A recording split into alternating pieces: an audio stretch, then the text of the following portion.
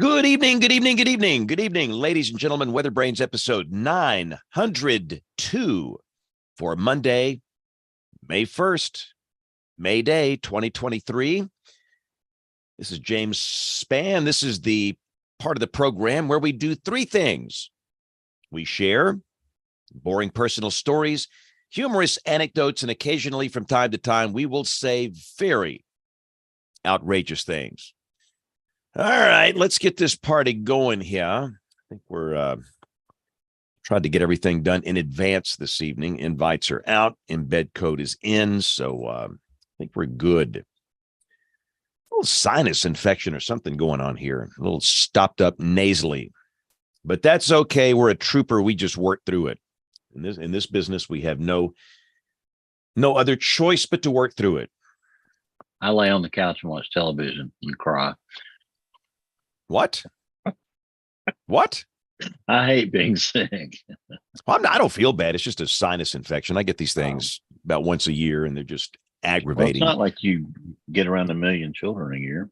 You sound a little nasally like this, and it's that deal last October was horrible. I didn't have a voice for like a month. Oh yeah, that was bad. We had goodness. I mean, we are very thin staffed, and that is not good. But this will not be one of those. I think this is your standard sinus infection. Oddly enough, Taylor, who works mornings here, she's got something similar. But that's okay. We just plug right along. Do I need to change any sponsor things here? It's the first of the month. Any changes that I need to know about here? Well, not Bruce. Let me see on the AMS. Okay. I've got to do a little research here. Okay, research away. Weather is calm for most people. This is that for down here in the South. May is kind of a transition month from tornadoes to hurricanes. May is still tornado season. June 1st, it's hurricane season. So, Bill, what 50th anniversary of what tornado this month? 50th anniversary. This is May 27th, the Centerville Brent yeah. Tornado. The first tornado I guess it's the second tornado I ever saw with my own eyes, and it scared me so bad. I'm surprised I didn't have a heart attack on the spot. They're going to have a deal in Brent that Saturday, and I can't make it because I've got to do a thing at the SEC baseball tournament, but I will be there the next day, Sunday, the 28th. They're doing a thing at the Brent Baptist Church, which was hit, and one person was killed in the church. They're going to have regular Sunday morning services. Then at 2:00, they'll have a special tornado remembrance service, and I'm speaking at that. So I'll be back down there Sunday, the 28th. But yeah, that Debbie was and I went to that a few years ago, and it was really moving. And that was the first time that I've ever seen tornado damage in my life in person. Really? And yeah, that was a game changer. They sent us down. It was a Sunday night, and we got a call for help. And I went down there with Joe and Grace Stuckey, two amateur radio operators. I was ending my junior year. Joe drove, and the three of us went down there, and we were probably the first out of towners on the scene.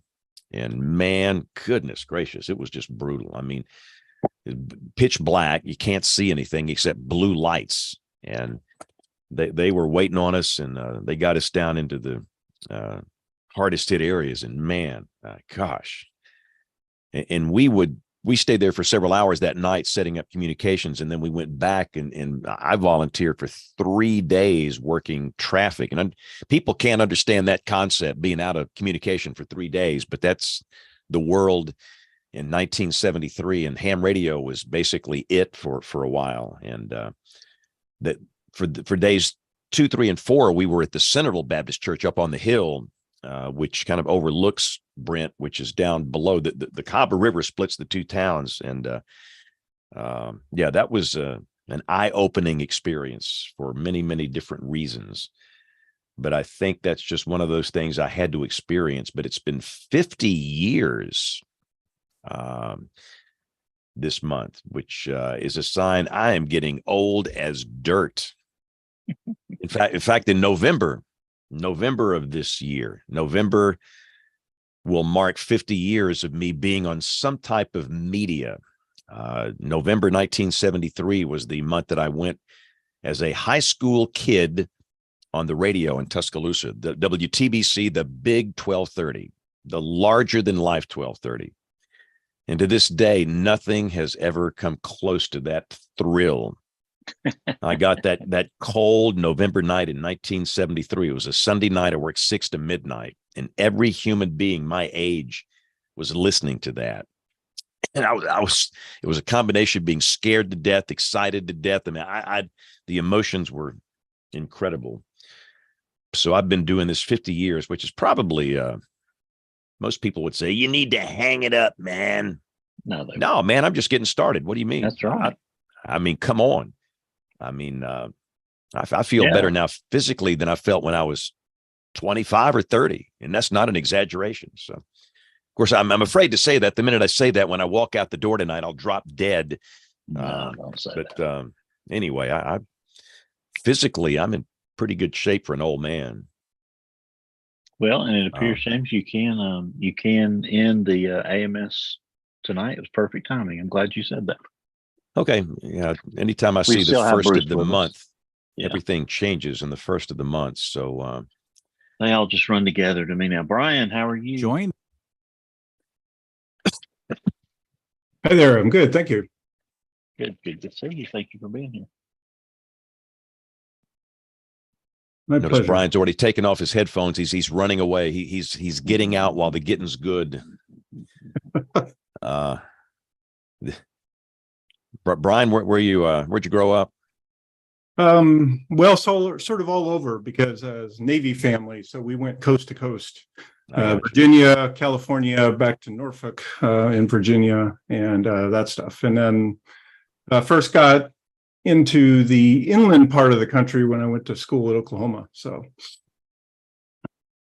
my wife is an Army brat, so she had a similar story. Sure. She had they had a little tour of duty in Germany for a while. Really? But yes, she has no accent. She has non-regional diction. See, I can't read your accent. And that's because you're a Navy family. You've been all over. All around. Yeah. True. Yep. All right. We'll start the show here in 3 minutes. All right.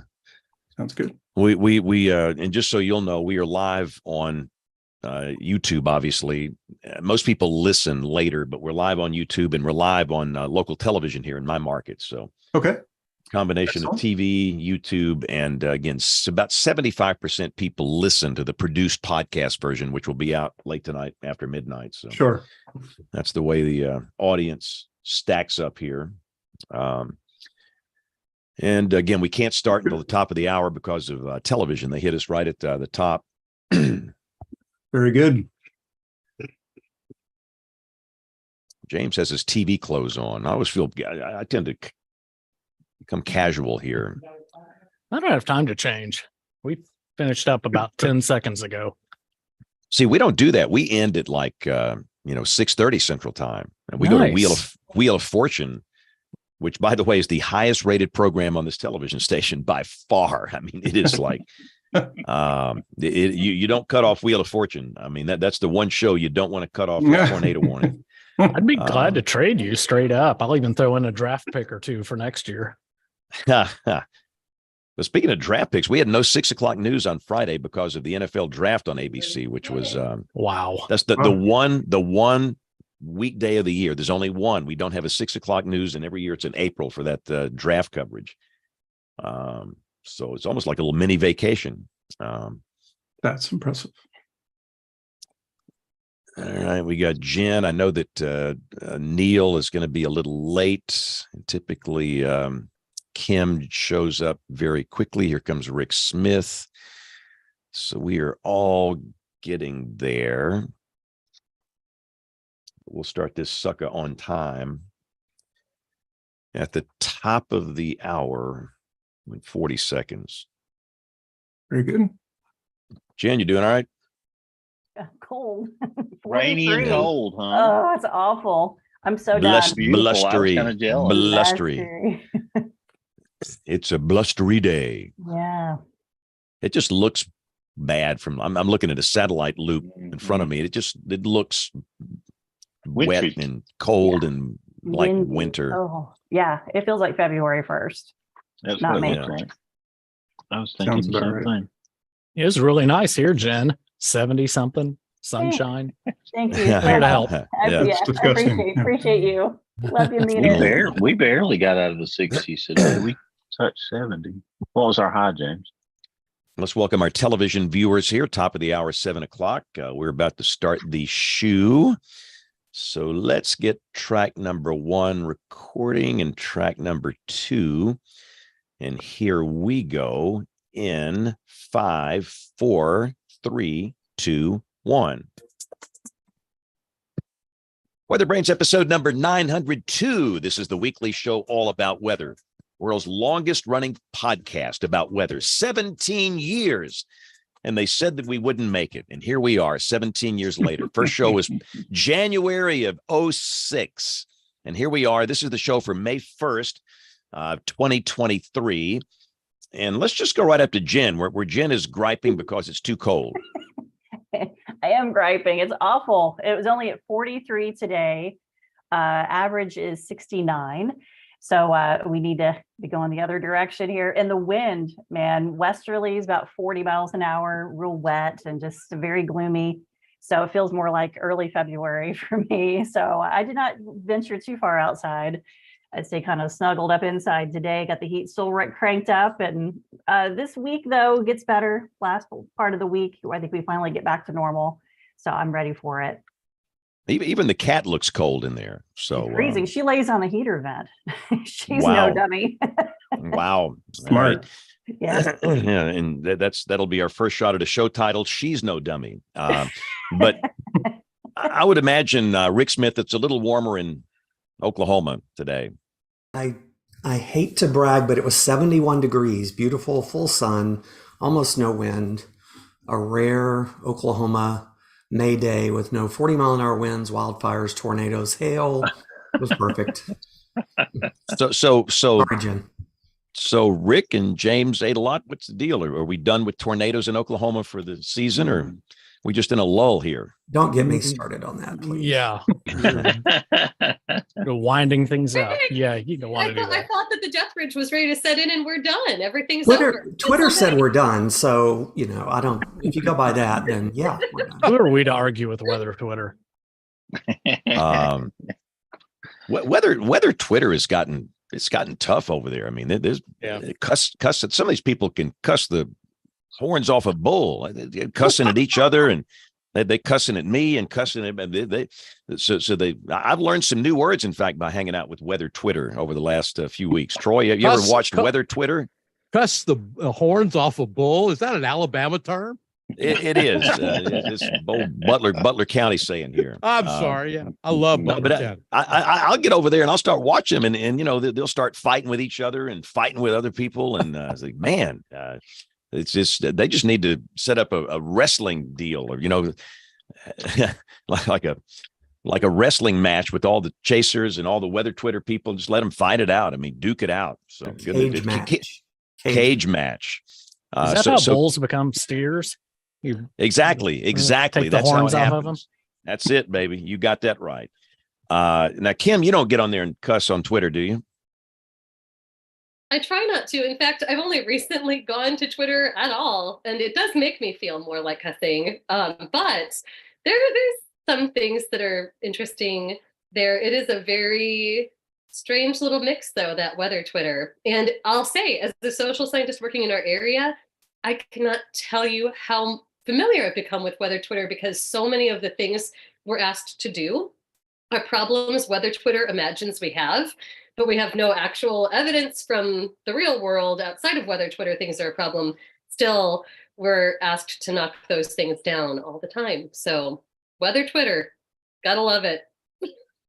I got a question. I got a question for y'all, James, and everybody else. Speaking of Twitter, watching Daryl's stuff out of Iowa State. Are the stuff from Iowa State, the bots, basically, I hear they're going away in the next week, tentatively?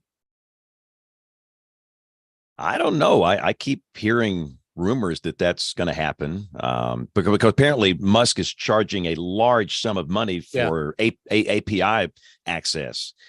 And there's nobody getting a break, and obviously, a hobbyist or somebody like Daryl that's just doing this to help. You can't afford that. So. Well, we always could go to Neil because he is such a Twitter lover, and I see a nod there. So.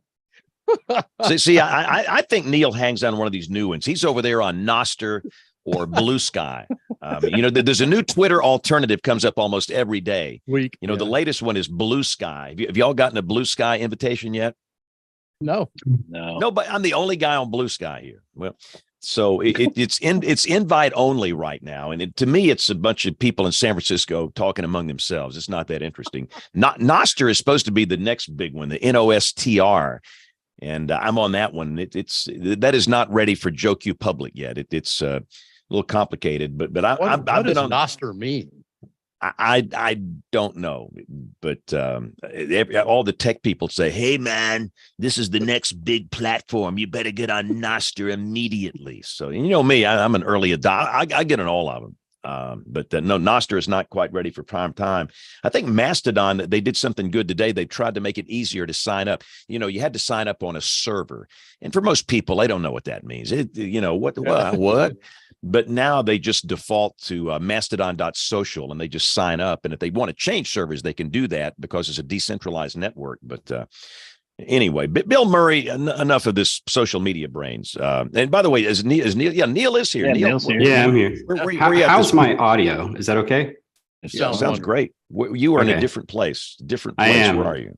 I'm down in Charleston right now. I was supposed to be here about 4 or 5 hours ago, but got up this morning to change the oil in my truck and did that and then cranked it and it wouldn't crank. So then I had to go get a battery. And then, by the time I got in the road, it was the traffic was crazy. So I finally got down to my mom's house about 10 minutes ago. So I had a mic that I just keep down here. So I haven't actually adjusted the gain. So hopefully it's not blowing out the audio. No, sounds great. Like you're in the White House or something. I mean, it looks like a. He's in an undisclosed location. He can't tell us what he'd have to break our legs. So you change your own oil. That's cool. I must admit, I don't do that.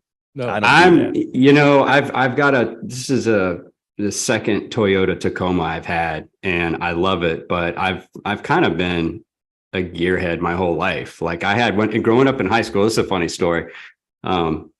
I had a 1969 Plymouth Satellite with a 318, and I rebuilt the whole motor with basically $10 Mopar parts. And it was the greatest car ever. I bought it for $500, but then I couldn't afford the gas because the mileage was so bad. So I found this kid in high school. His parents wanted to buy him a car, and I told him, and I'm paraphrasing, I can't remember exactly what I said, but I said, "Girls love this car." Yeah. And he bought it from me, and about a month later, I'm walking down the street, and I come to a stoplight down in Charleston, and he pulls up with 3 women in the car and starts holding the horn down, like giving me a thumbs up. And I was like, that never happened to me. Yeah. Wow. Wow. Oh man. Well, Bill Murray, take it away before we get in trouble here. Go. Yeah, don't get James Spann started on cars stories from his high school days. Yeah, we're gonna let it go. Yeah. Yeah, tonight's show is a suggestion of Deputy Guest Booking Officer Jay Farlow. We appreciate him for recommending our guest WeatherBrain tonight is research scientist at the University of Illinois, Brian Jewett. Welcome to the show. Thank you very much. We're so glad you put up with all of our silliness here at the beginning, but we've got the full Hollywood Squares contingent now on the screen. Excellent. Jen Nairmore is playing Paul Lind at this point, at least on my screen. So anyway, you get to be the troublemaker tonight. But we're so glad I'll do my best. Now, Dr. Jewett, we got lots of professors on here tonight, and they all seem tired. coming to the end of the semester there at the University of Illinois? Does it show? Yes, I think a recent faculty meeting, everyone was, yes, very clearly ready for the semester to be over. So, yeah. So, is it finals time? When does the semester end for y'all? Yeah, we have 2 more days and then finals right after. So, still lots to happen here for students and for us. So, but that's okay. Troy has said that he may have to leave early tonight because he's got papers to grade, but he certainly wanted to be here to talk to you.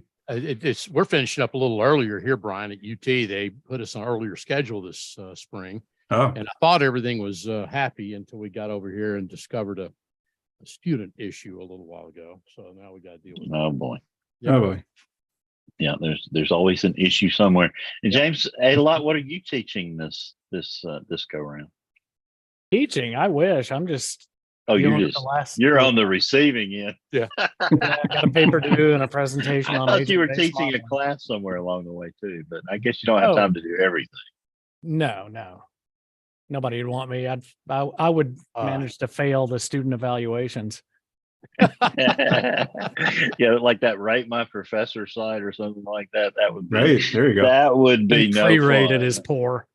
Let's all gang up on Troy's rate my professor and try to give him a 5-star rating. So, well, Brian, tell us a little bit about yourself. We want to learn a little bit about you tonight. So I grew up in a Navy family, and so we went coast to coast for a long time, and then I ended up moving to Oklahoma to go to their meteorology program. So I got a bachelor's and master's at Oklahoma, and lots of great experiences there. So I got to chase storms with the Severe Storms Laboratory that was right next door and is now part of the program there, basically in the same building, and also with OU. And then I worked for a couple of years at a NOAA lab in Boulder. And then I came back to Illinois and I got my PhD, and I ended up staying. So I've been at the University of Illinois working since '96. So I've been here a while now. Talk about some of those storm chasing experiences. I bet there's some good stories back from when you were doing it, and kind of compare and contrast it to today, where it just seems like a free for all.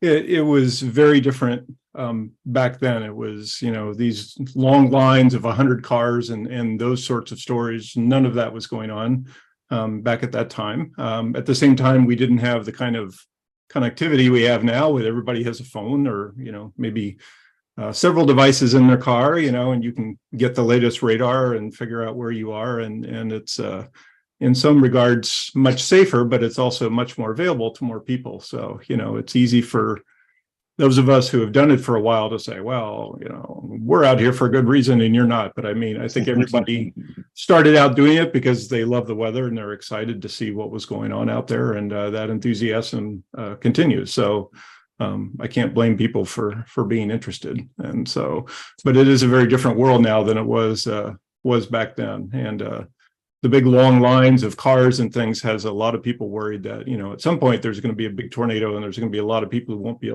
able to get out of the way. So, so that's a concern safety wise. And I think the police and state, highway patrol and such are also sort of keeping an eye on that. So nonetheless, I'm, happy with the experiences I had, and Illinois is a good place to be and continue the kind of work I've been doing. So I'm happy with that.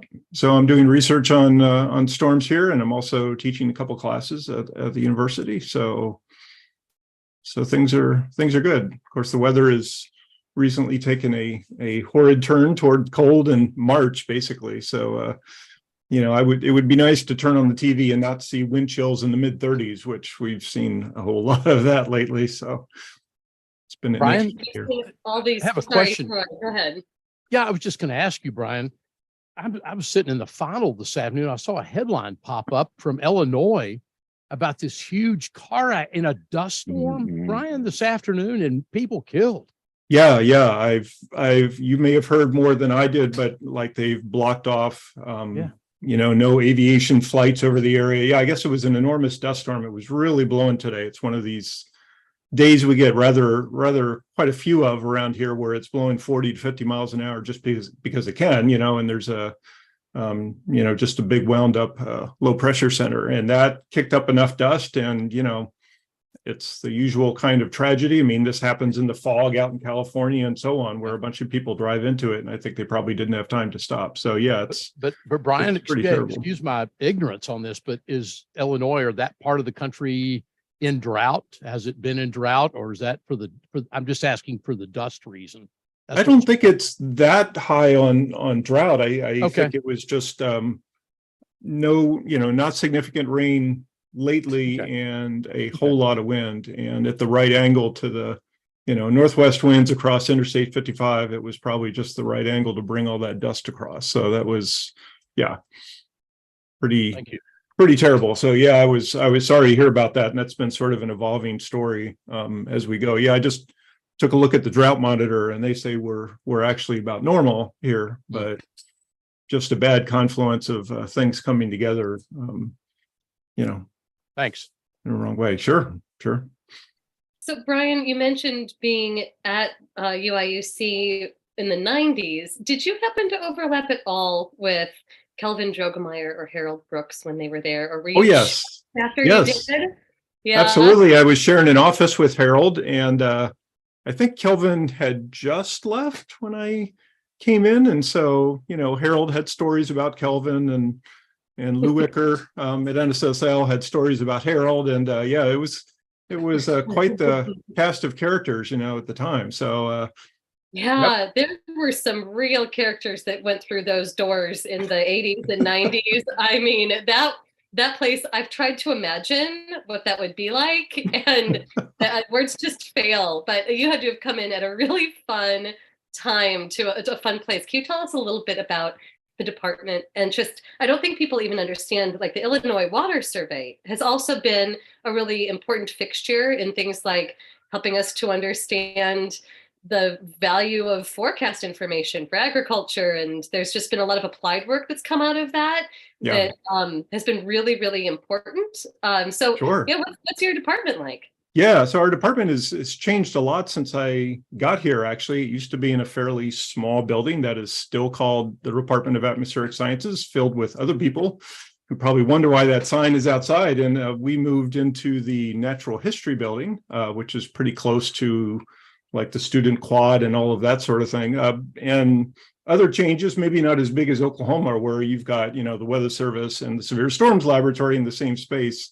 The Water Survey is now part of the university system, really integrated now, as opposed to like a separate state sort of organization. And the department is thriving really. And, we recently had an organization where we now have the Dow radars based here. And so a lot of, radar research has been going on. Part of that is the Perils project you've probably heard about.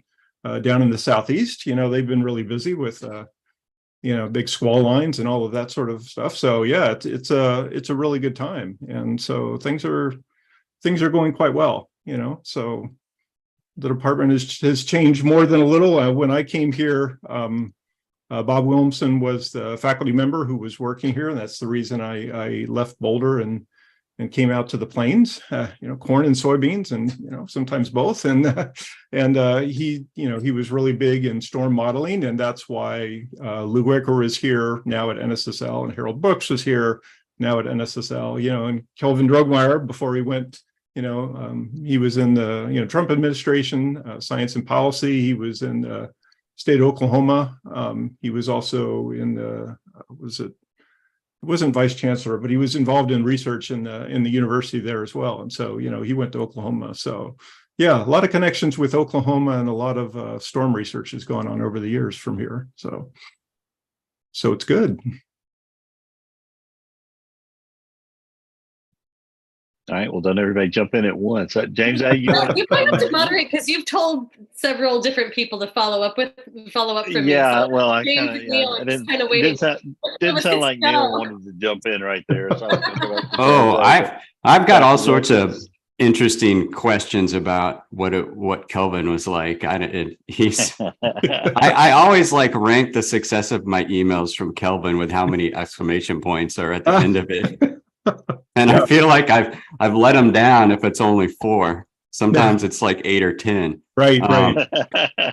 But I've got, yeah. Do you? I mean, do you have Correct. any funny stories? Like, what was that like back in the early days? I actually saw Kelvin briefly. I think I was at Oklahoma, and I think we went out on a storm chase with him, and it was just a complete bust. I mean, absolutely nothing to see whatsoever. It wasn't as interesting as the winds we have here today, but Kelvin was ever the enthusiastic fellow and saying, oh, it was a good dry run or something of that sort. And I was like, all right, you're the higher ranked fellow here. I'm going to take your word for that. So, but, always enthusiastic and always very sharp, and a lot of good insights too. So no, he's a great guy. Yeah. So before I forget, let me tell you the story about corn-fed tornadoes. Oh yes, do. One of the things that we were doing with the modeling system with the UFS is trying to integrate this single column model capability. And I was talking to Gary Lackman last week, and he's like, oh yeah, what you can do is you can go in and you can test out these different, physics parameterizations. You can do it in WRF.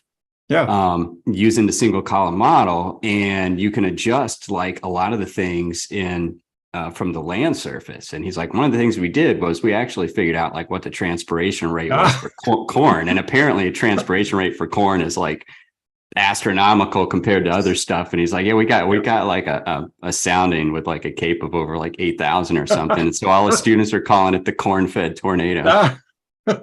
That makes that's bad puns here. Yeah, no, that's quite believable. It's actually pretty funny because when I first moved out and I came to Illinois, and so I'm like looking around for an apartment, and these apartment managers are telling us, you don't need air conditioning in Illinois. I'm like, no, wait a minute.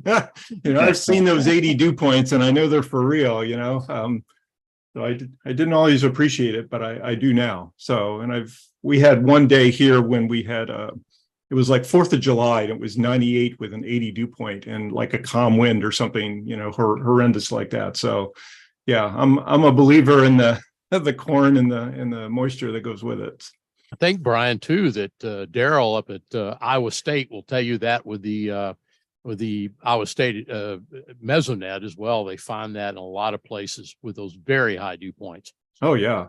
Yeah. It's I think years back I wouldn't have necessarily have believed those dew points, but I'm totally a believer now that it happens and it's pretty localized. But it was pretty stunning as someone who grew up on the coast to come in and see analyses and see like this bullseye of dew points higher in Iowa than they are, elsewhere in the country. That's kind of stunning. I just think back as a dumb little ignorant undergrad at OU during that era of just listening to the grad students, assuming you made it up that rickety old stairway in the engineering lab building up into the map room. Oh, yes. Goodness, you guys, what a spectacular group of grad students. It was a great time to be there. I have to say, I really liked it. It was, it was OU meteorology compressed into one floor, and we were all really close, and it was just a great, not to take away anything, the magic that they put together now, but it was really nice to have a small building with all of those people and all of that work going on. It was really kind of an exciting time to be there. The building was really something else, and we got to listen to them run. The wood shop downstairs would occasionally interrupt the lecture classes and such, but it was all good. So it was fun to have been there then. Brian, I think you probably had left, but we were in, and it may have been because I think it was Howie's synoptic class. There was that little building next to the engineering lab that had the nuclear reactor in it, and they had some sort of alarm go off. So, man, we all scattered out of that building. We went north. That never happened to me, but yeah, that sounds kind of interesting. Yeah, I think we probably have the same kind of very small nuclear reactor here on campus here, so I don't think that anybody's in any danger, but yeah, a research reactor. But yeah, they had teletypes. I remember people sitting around the map room, someone would be yelling out the observations and we would all be doing the analysis for the latest weather data. And it's actually something to be said for, going 1 hour at a time, one observation at a time, like, oh, the winds have picked up at Guadalupe Pass, and things like that. It's like, here comes the dry line, so it is very different from just, okay, give me a map of the latest data and we'll look at that. It does have a very different feel to it. So that's the truth. Y'all mentioned the Illinois Water Survey, and talk about the significance and history of that organization, not just what it's doing now, but wasn't it Glenn Stout who did a lot of work with hook echoes back in the day? I think the first hook echo, I believe, was recorded from the Water Survey auspices. So yeah, it really, there is quite a history going back at the work that's been done there. So pretty tremendous stuff that started with them and continues to this day.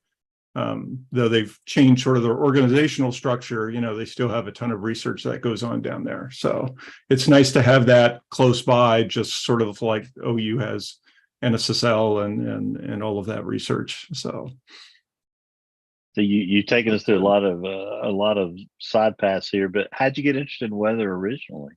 I think it was my mother is happy to say that it was all her doing, because she was always interested in the weather. I think maybe because her father was someone who had a pretty enormous garden and would always be watching after the weather. And I think that she got some of that into me.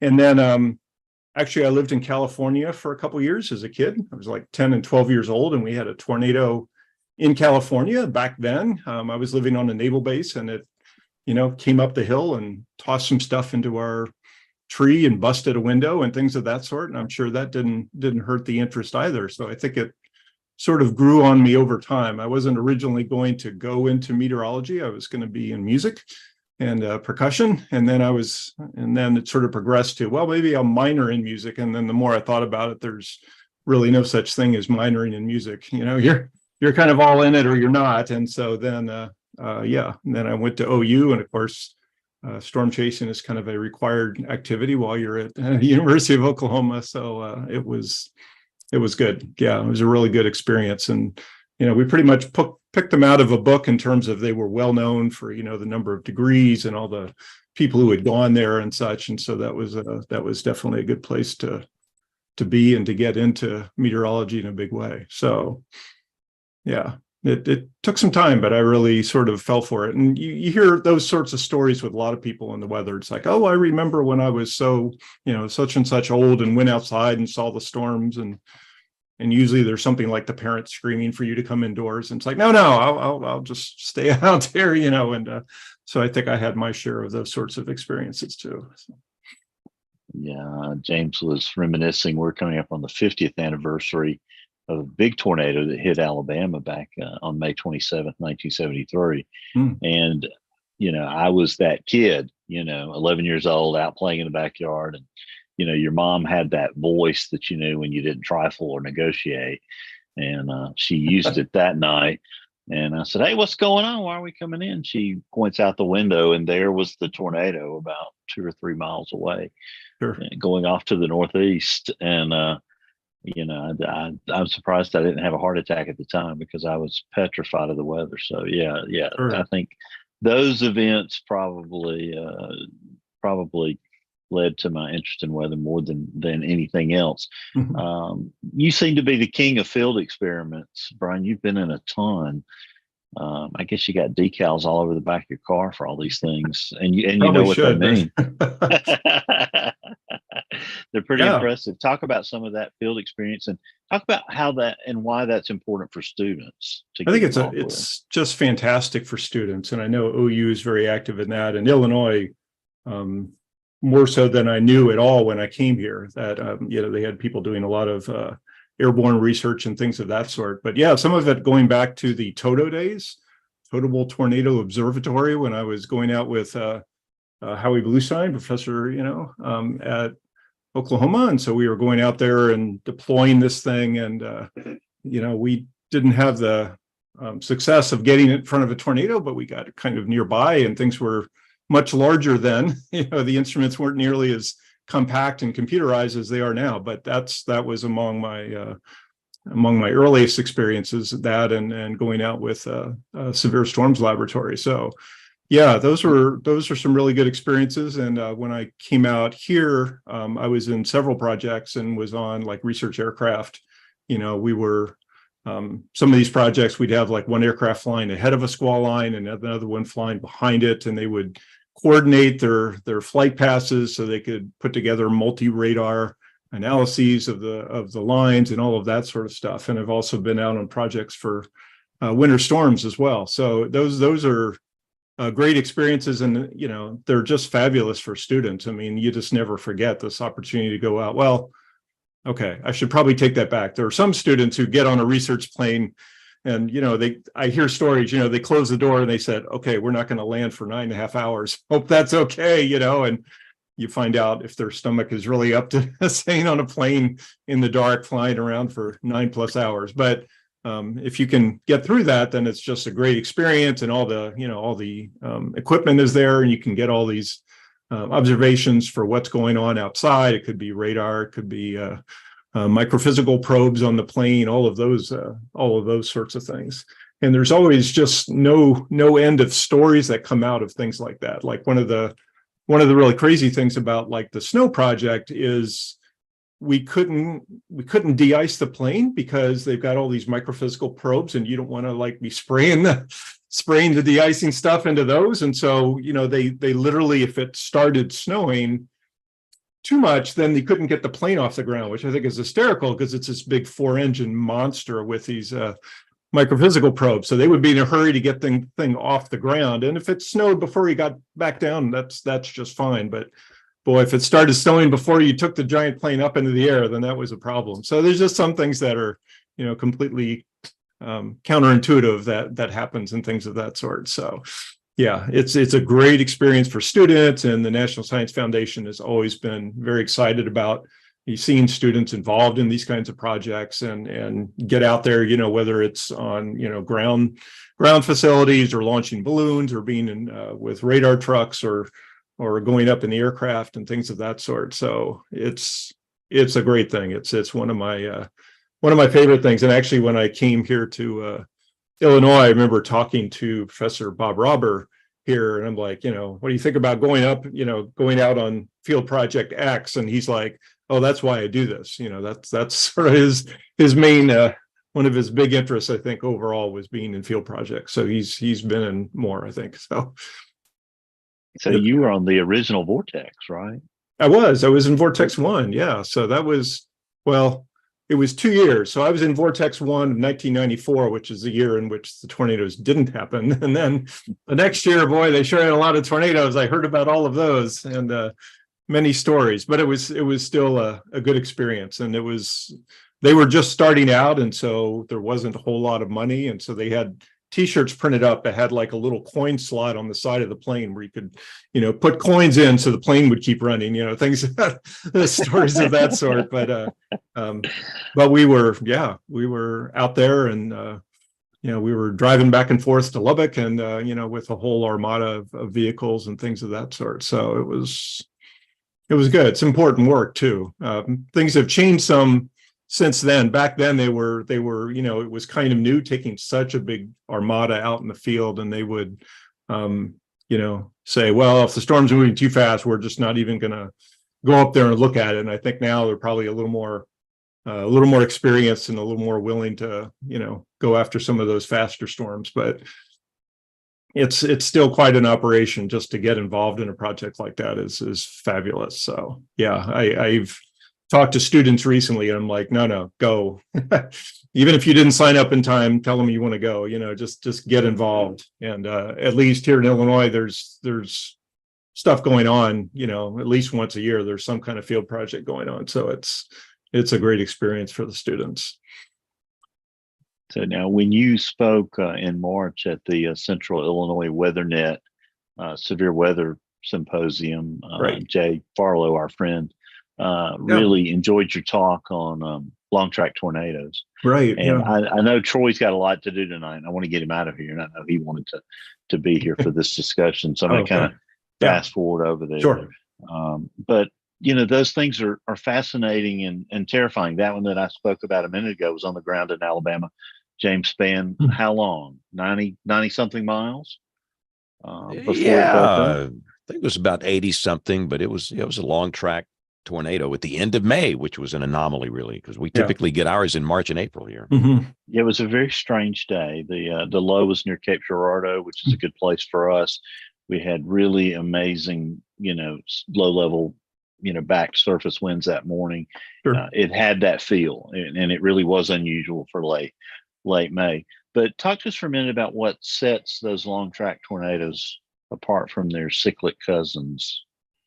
So, yeah, I mean, these things are usually, the research is still ongoing, but there's this understanding that if you get the conditions to set up for a supercell, then there's an additional sort of conditional probability to get a tornado, which requires, those particular wind profiles in the lowest kilometer, even the lowest 500 meters, and how the wind profile, particularly the shear profile, changes with height and just those very low levels. So if you get that combination along with pretty low cloud bases, then that's just, it's the combination that makes the stuff happen. And I'm thinking back to like the 2011 Alabama outbreak and things.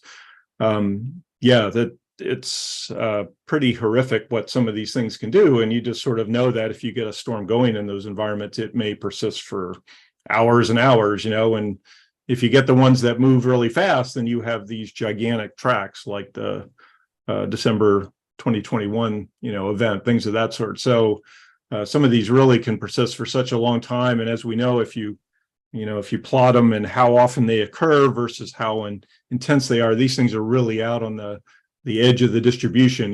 They're so rare, and yet they can still be so devastating. So that's kind of what got my attention, I think, to a large extent. So I see a question like, what's the definition of a long track tornado? That's a good question. I don't know if there's a particular definition, but I think when we're talking these 50 to 80 mile tracks, that certainly counts, for these storms that can persist such a really long time. And it was interesting. I've had some really good conversations with emergency managers. I talked to some folks. I talked to some at that meeting. I talked to some folks here on campus and also in our local town and community. And one of the things about those folks that strike me is they are like the most connected people on the planet. Like my father was saying, if the most important person is the person that has the most keys, then that's the janitor. If the most important thing is the biggest Rolodex or electronic equivalent, then I think these emergency managers have the most connections because they know all the people that are, particularly vulnerable in their community, and they're connected with other emergency managers and the weather service and government and everything else. So they wear a lot of hats, and they're connected to a lot of people. So janitor is a jailhouse, yes. Brian, how do you approach the other end of a long track tornado path? And what I'm asking is predicting the end of the tornado event, because a lot of times we've seen it, these supercells can go well into an environment that is not necessarily conducive for tornadoes just from having that structure. That's a really good question because, some of them seem like they shouldn't be able to persist. But as you know, once they get going and they have the acceleration going on there and the rotation is helping to, pull the air into the storm. And so they can go for quite a long ways once they've gotten set up. So I guess in general, they're looking at the environment ahead of time and trying to estimate when they're going to come to an end, but it's not so obvious when that will occur. I mean, some of the storms we looked at, like even Joplin, the Joplin tornado in 2011, it looked like a storm merger helped that tornado occur, but then it looked like there might have been, maybe another merger or something that helped bring about the end of it. So usually I would say, well, if the environment starts becoming cooler, or, the shear is not so well, to sort of sustain the storm in the supercell structure, then I might think that the storm would stop. But boy, you wouldn't want to bet against it. Looking at some of these plots from the 2021 and other outbreaks, it's just unbelievable how long these tracks are. And just a quick follow-up to that, on the Little Rock tornado day back at the end of March, Yeah.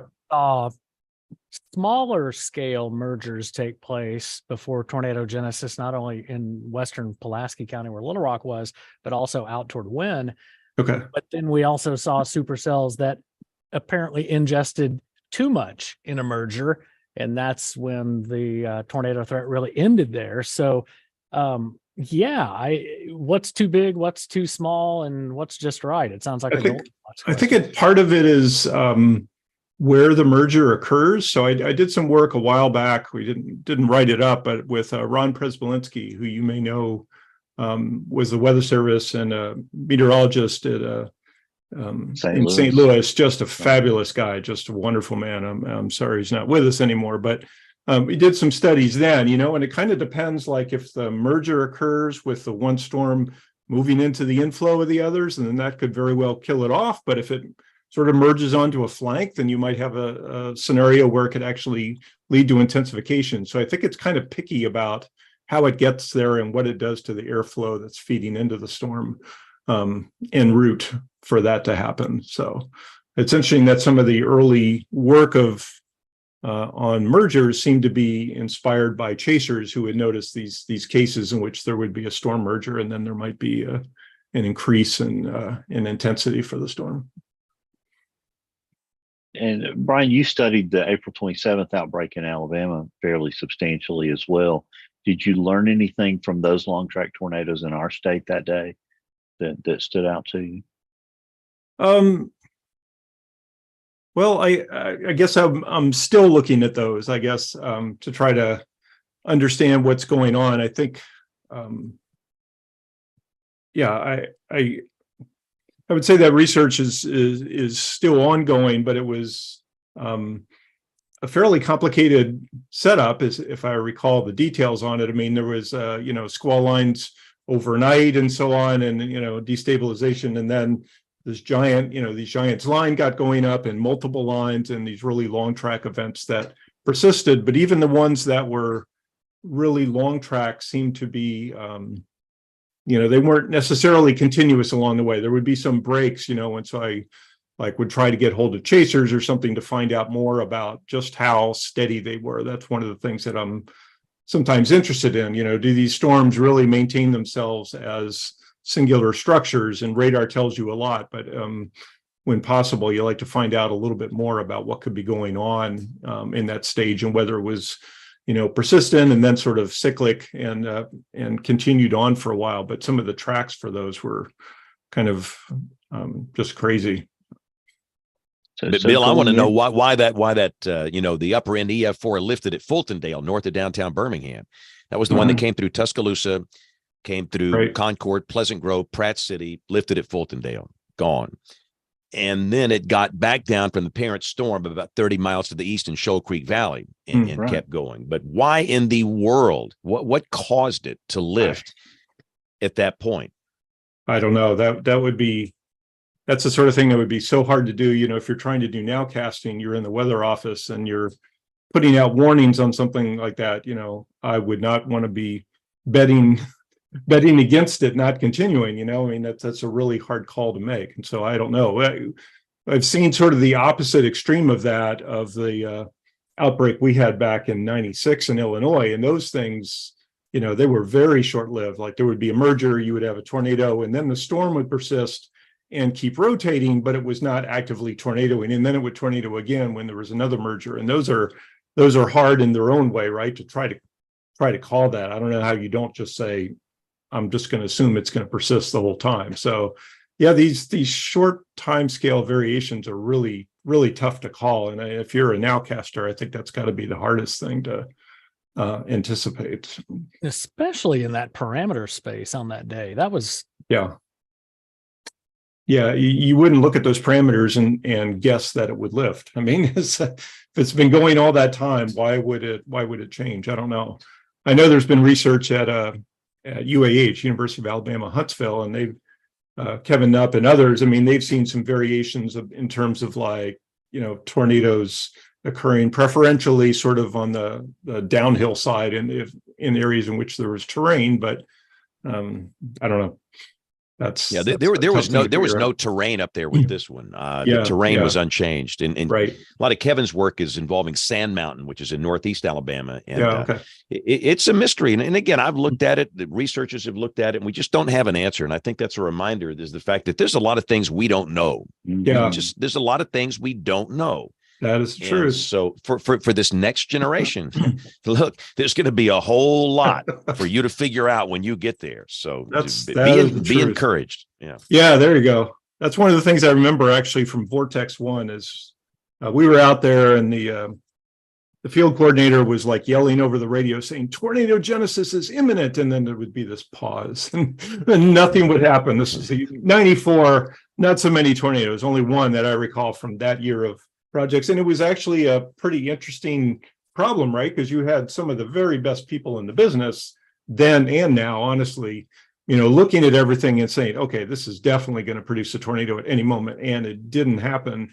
And so that's, there was a lot of research that followed that, some about, the kind of air that the system was in training, whether you had a really negatively buoyant environment that was liable to be pulled in and sort of shut off the warm, moist inflow and things of that sort. But it's not so easy to see. And I'm sure you saw those radar hook echo pictures, and like half of them were associated with tornadoes and half weren't, just not so easy to tell. And even with the better data sets and the kinds of ADAD data we have now, not so easy to call those things either. So pretty tough.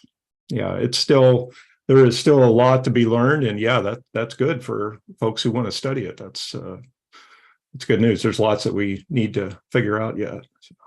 So Brian, when we're communicating risk, we're always looking for those, those silver bullets that'll help us know when to use certain words. And of course, long track is a very emotional word.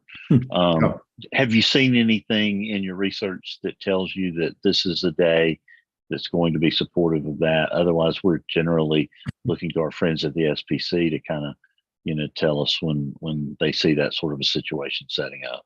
Yeah, I would not be one to bet against the SPC. Those folks are really, really good at what they do. And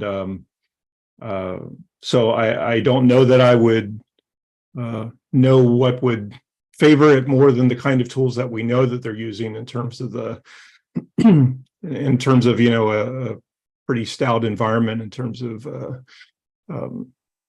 instability and shear, and particularly a really low level shear that would help sustain storms like that. But no, I guess I don't have much about that. I mean, what I've been looking at more lately is trying to think about what we could do in terms of reducing casualties associated with these big events. And I did talk to some emergency managers around here, and they were saying, in a lot of ways, at least locally, our biggest problem are these storms that are popping up, kind of locally and then producing a tornado and moving on. And that is true. That's more often an issue here. But one of my big concerns is still that if you take that, take any of the big events that we've seen this year, not to mention the December 2021, you put one of those down anywhere, you're just going to have a lot of loss of life. And it just seems like there's a lot that can be done to try to reduce those casualties. I remember years ago, Harold Brooks giving a talk here saying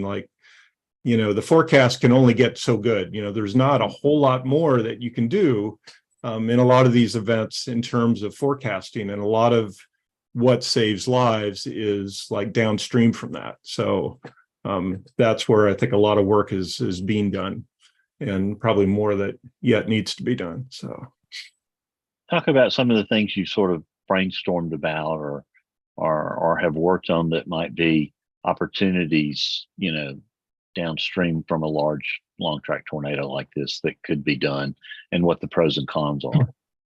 Well, one of the things I've been, I'll say first a little bit of motivation. I remember some years ago, there was a hurricane that was coming into the Florida Panhandle, and its path was sufficiently straight that like folks in the Weather Channel like moved one county over because they didn't want to be in the right front quadrant of this thing. And so they shifted a little bit, and the storm came in, and the next day there were stories about people breaking into 7-Elevens to get some water, and And I don't blame those people at all. I would do exactly the same thing. But it just occurred to me, it's like, if we could just have some coordination across agencies and maybe a plan in place. I mean, you could have in principle gotten pallets of water and food and all of this and put it in, heavy lift helicopters and put them in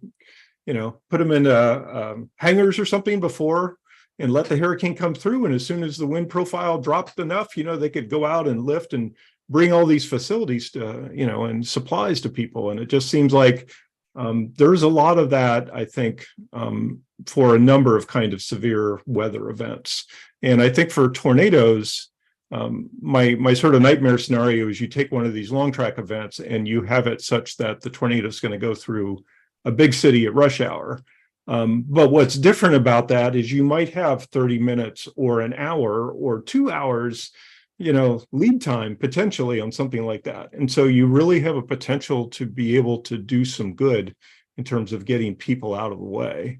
And so some of the things I'd like to look at are the possibilities of getting first responders who are in the path out of the path, but also you could pre-position first responders all along that path, so that they could be in position to go in and help people when it goes in there, when the storm actually comes through town.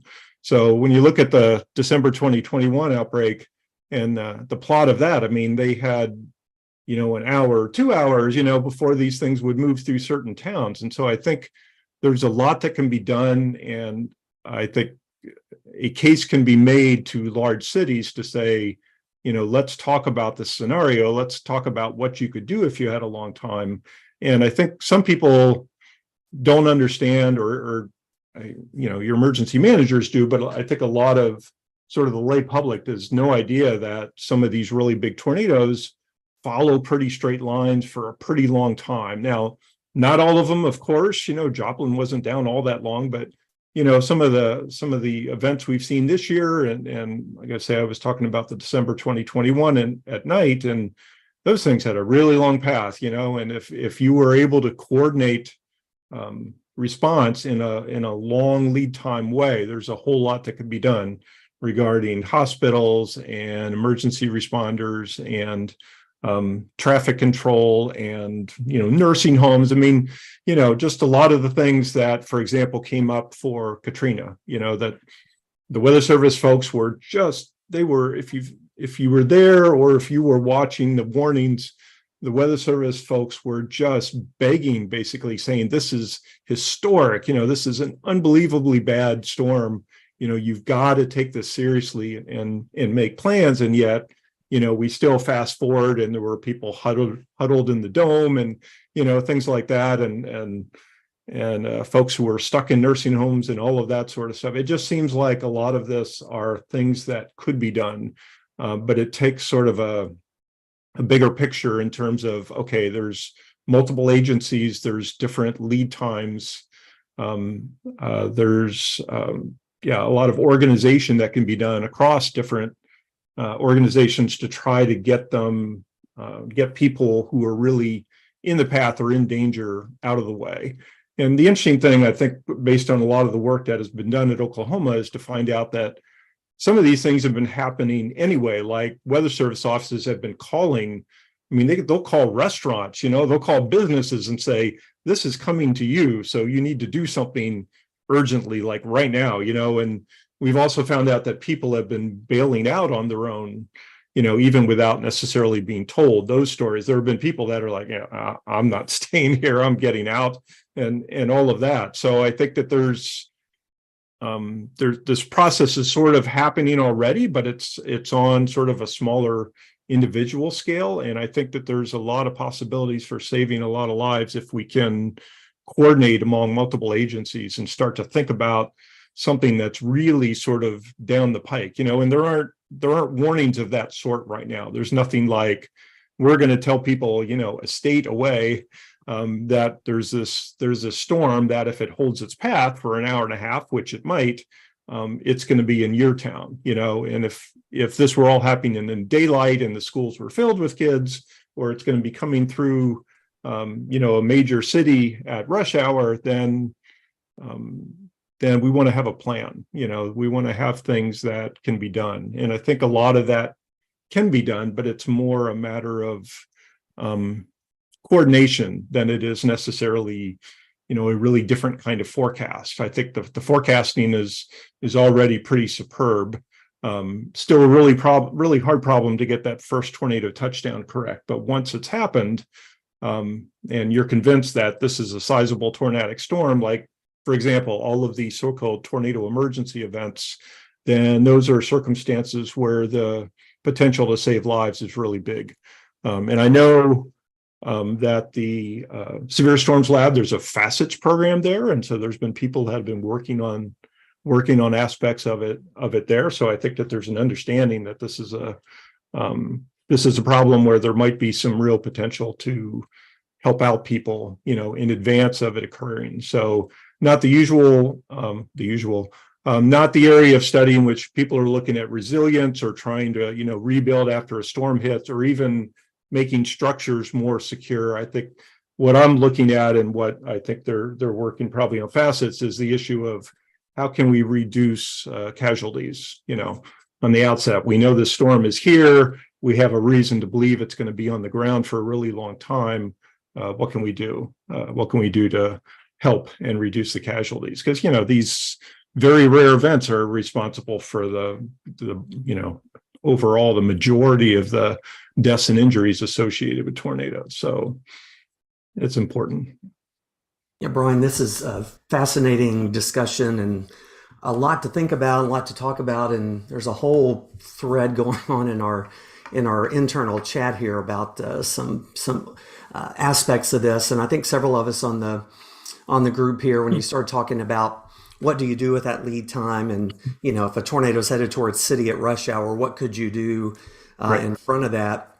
And 10 years ago this month, we saw an example, a vivid, terrifying, horrible example of what can happen when that goes wrong or is not done in an organized fashion, with the El Reno tornado back on May 31st, 2013, where there was this spontaneous action, evacuation. People felt the need to go somewhere else because of the whole build up to that event, May 19th, 20th. I mean, that's a whole podcast in itself. But so yeah, we saw that. I mean, it is interesting to think about, but you talked about involving lots of different disciplines and lots of different agencies. If you were ever going to get to the point of being able to do something like that, it would certainly take that, because I think people even that were caught up in that event were shocked and horrified at how complicated it was, how long it took them to go a short distance. And I don't know, there were, the whole improvised contraflow thing. It was a mess. I'm sure you remember that event. Is that the event, the ones where people all sort of took to their cars and there was basically a traffic jam on the interstate around Oklahoma City? There was a traffic jam on every interstate, every highway, every north-south street. Yeah, every north-south thoroughfare. Yeah, it was. All the way down to Norman. I mean, 30 miles. Really? Solid traffic jam. I had a friend in Norman who lives off of Highway 77 who had people from Choctaw who didn't know what town they were in. And they were just fleeing their car because they were seeing the storm kind of come closer. Yeah. And they were just looking for someone to answer a door, and people were just leaving their cars. And this was in Norman. I mean, this was far away. I heard about that event. I had no idea it was over such a big area. I thought this was just the west side of Oklahoma City. Oh no, it was really wrong on that. Oh my gosh. Wow. It was everywhere. It took people hours to get home. People were knocking on people's garage doors to take shelter, in some cases trying to break. I mean, it was like a bad movie or something, the day after. One of the things the emergency managers that I talked to in this meeting a couple of months ago in the Central Illinois emergency management meeting, and they were said, you can say whatever you want to say, but people are going to do what they want, so we have to sort of be very aware of the things we have control over and the things that we don't. So that's definitely a concern. I think we could at least coordinate the emergency services. We could get people who are in the path out of the path. We could pre-position the others. That would be a good start.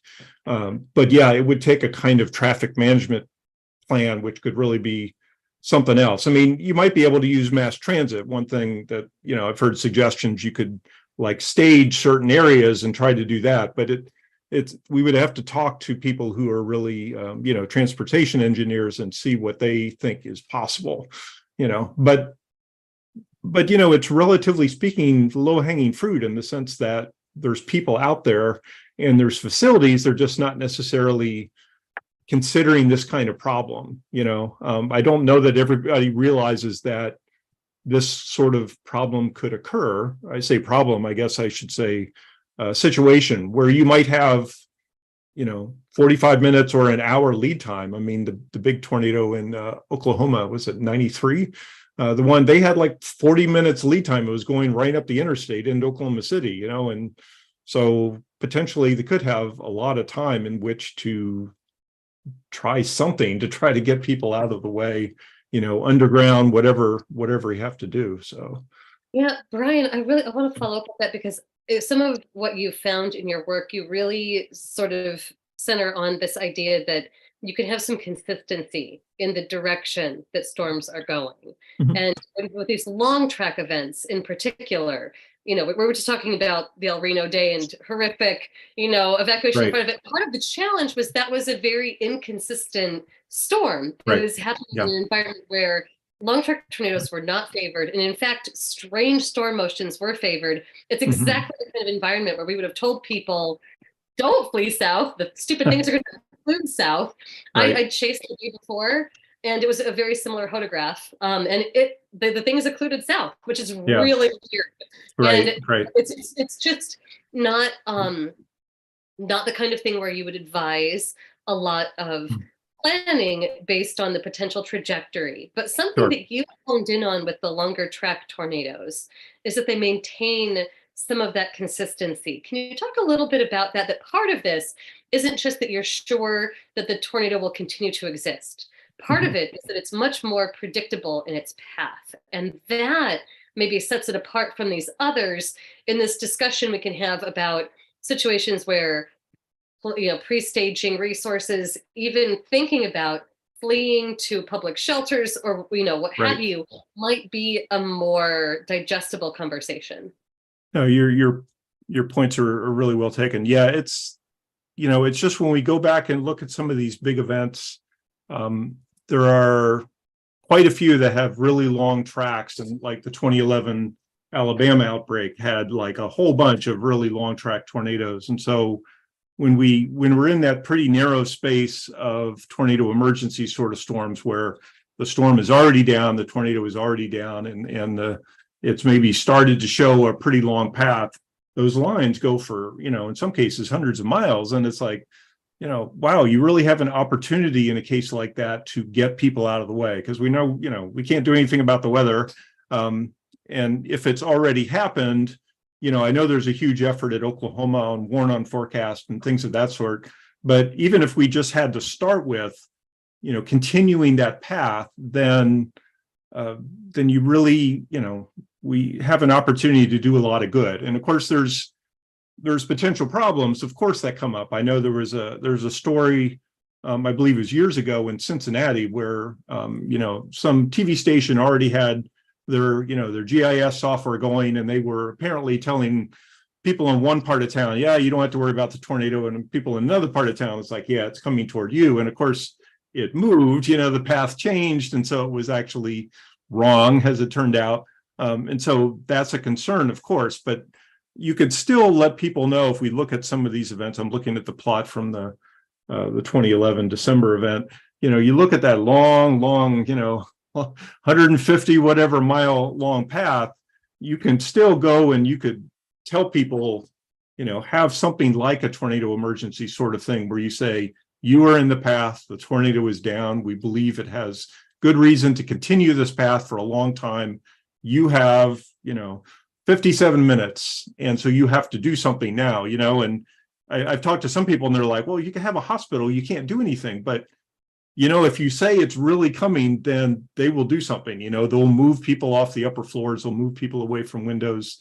There are possibilities to do that sort of thing. And so I think that there are opportunities to really save a lot of lives in these really extreme events.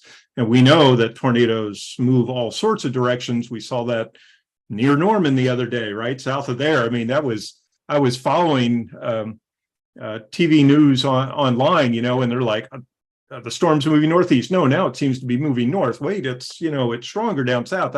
That was a nightmare. I wouldn't want to be trying to issue warnings for that. They would be going all directions, but some of these other events, they really can persist. And I think that can be something of an education thing that we can take to city managers, state managers, and emergency management, thinking over a really long track, a coordination across, multiple states, perhaps.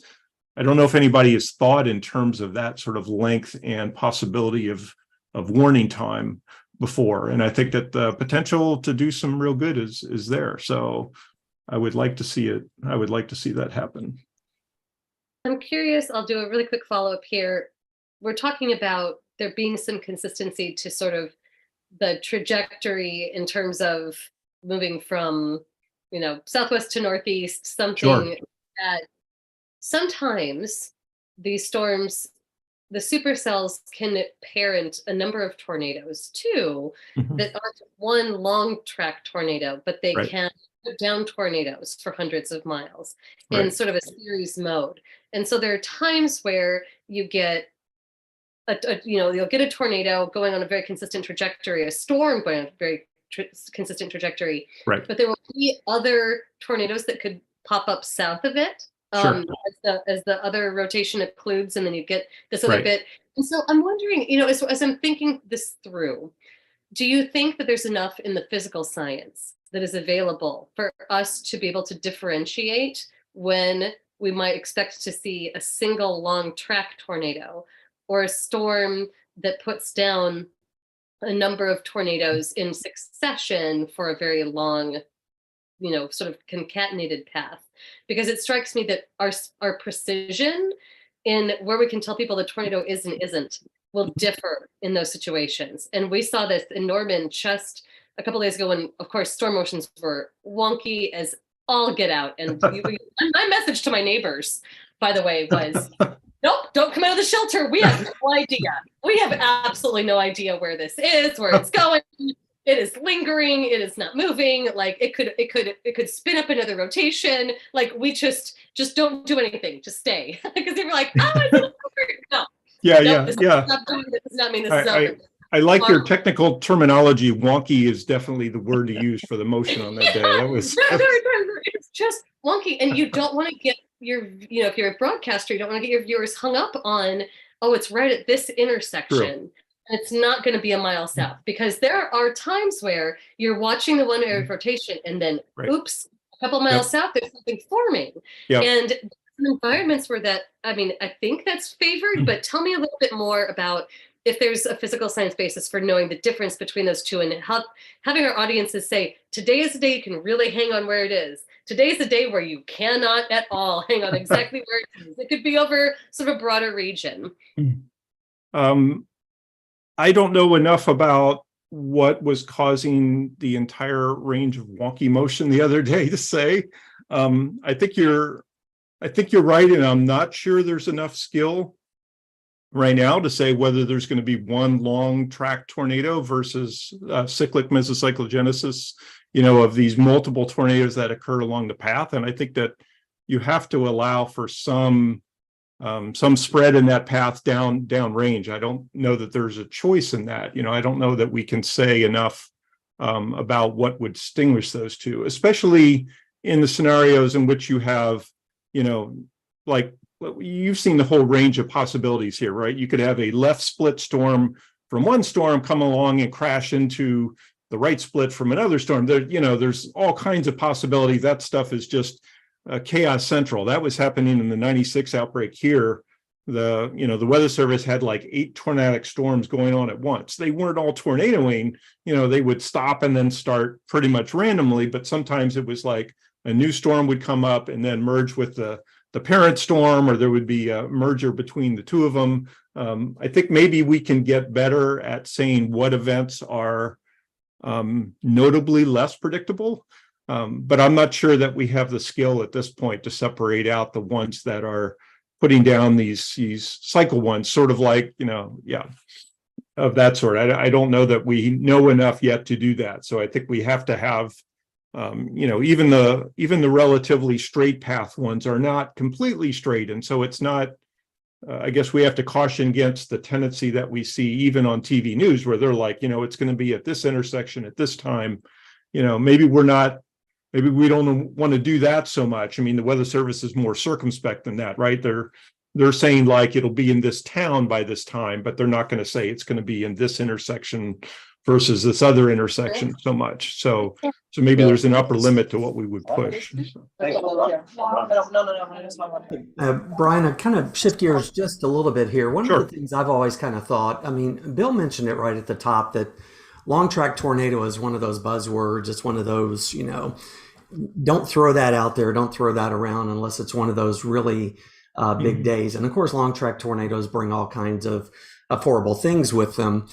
But in a weird way of thinking about it, there's actually none of these words are going to be right. Benefits, advantages, not so bad things about long track tornadoes, mainly from a communications perspective, because Kim used these words. It's like the whole response system is already geared up. The people that are ahead of that long track tornado, number one, hopefully they're getting a little bit more of that confirmation that this is real, it's coming.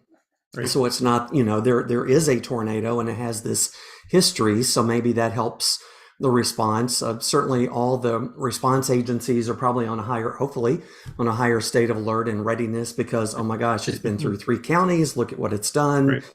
We're getting these reports. So I don't know.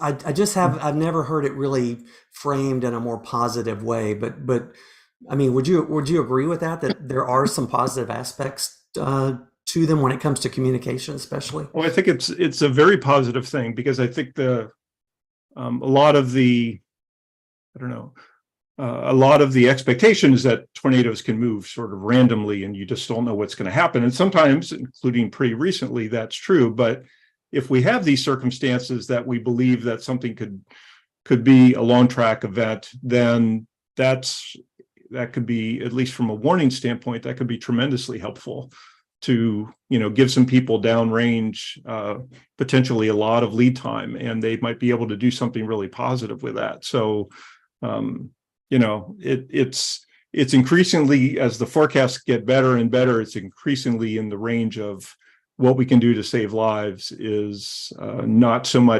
necessarily so much tied to the forecast as much as it is coordinating services and trying to get people out of the way, and I think it's probably already reasonably well known what businesses or organizations are particularly vulnerable, the hospitals and the nursing homes and the large sports events and things of that sort. They have an idea what those are. And so if we lay down a path and start to give people that kind of warning, then that could be really useful. And I would think that people who run those organizations, if they're getting that word from a really reputable source, then they could start taking preparations, quite a ways in advance of the storm actually arriving there.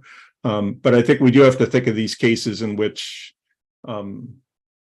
these storms could be down for so long that they can have a warning that could be, much farther in advance than what they are used to. And so I've heard some discussions about, well, if you've got too much time, then people aren't quite sure what to do with it. But I think if we're talking emergency management and people of that sort, and if we start to train for that sort of scenario, then I think, we could really do something with that. So, yeah, it would be very helpful to be able to say, the storm is here, it is already producing a tornado, and we have reason to believe it or other tornadoes from the parent storm will be moving, near you in this half-hour window or something like that. I think that would be probably a big step forward. So, yeah, I see a mention about, the Amazon warehouse. Yeah, that storm was was down for some time before it hit there. So. But let me piggyback on Rick's comments about the positives to long track tornadoes. Let's go back to April 27, 2011. A fifth grader could have issued those warnings. It was easy. You want to know a problem? It's these QLCS tornadoes that last for 5 minutes in the middle of the night that are rain wrapped. That's the problem. That's it is nightmare. easy. Yeah. The physical science is easy with these violent long track tornadoes.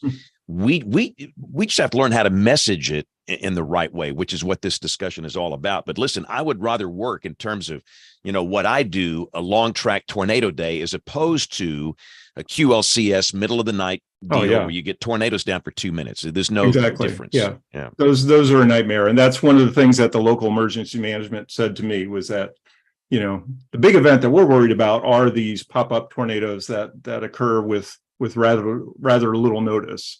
But still, when we're looking at the big picture of what really takes the large number of injuries and fatalities and damage, those are the really long track ones. And so that's why I'm sort of focusing on that, even though I know it's not the most common or the most, in some ways, the most high risk sort of event, compared to that. So. Yeah, and I saw this happen in the last week, and I can't remember, Rick, whether it was in Oklahoma in your area or in Central Texas last week.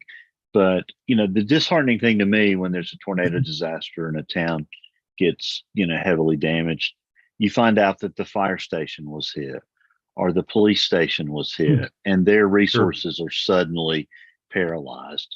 I saw at least one example in the last 10 days of a fire department moving their equipment ahead of a tornado. Rick, can you quote that of what city that was?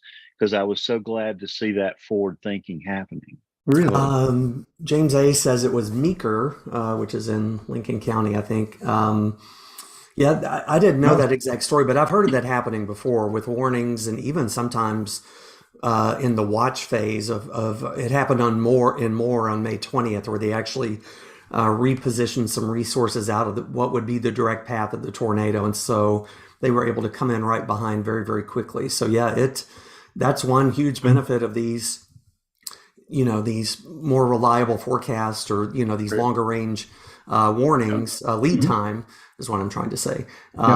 Is being able to get resources out of the way. James, I didn't know it was Meeker though. Did you hear that with the last event?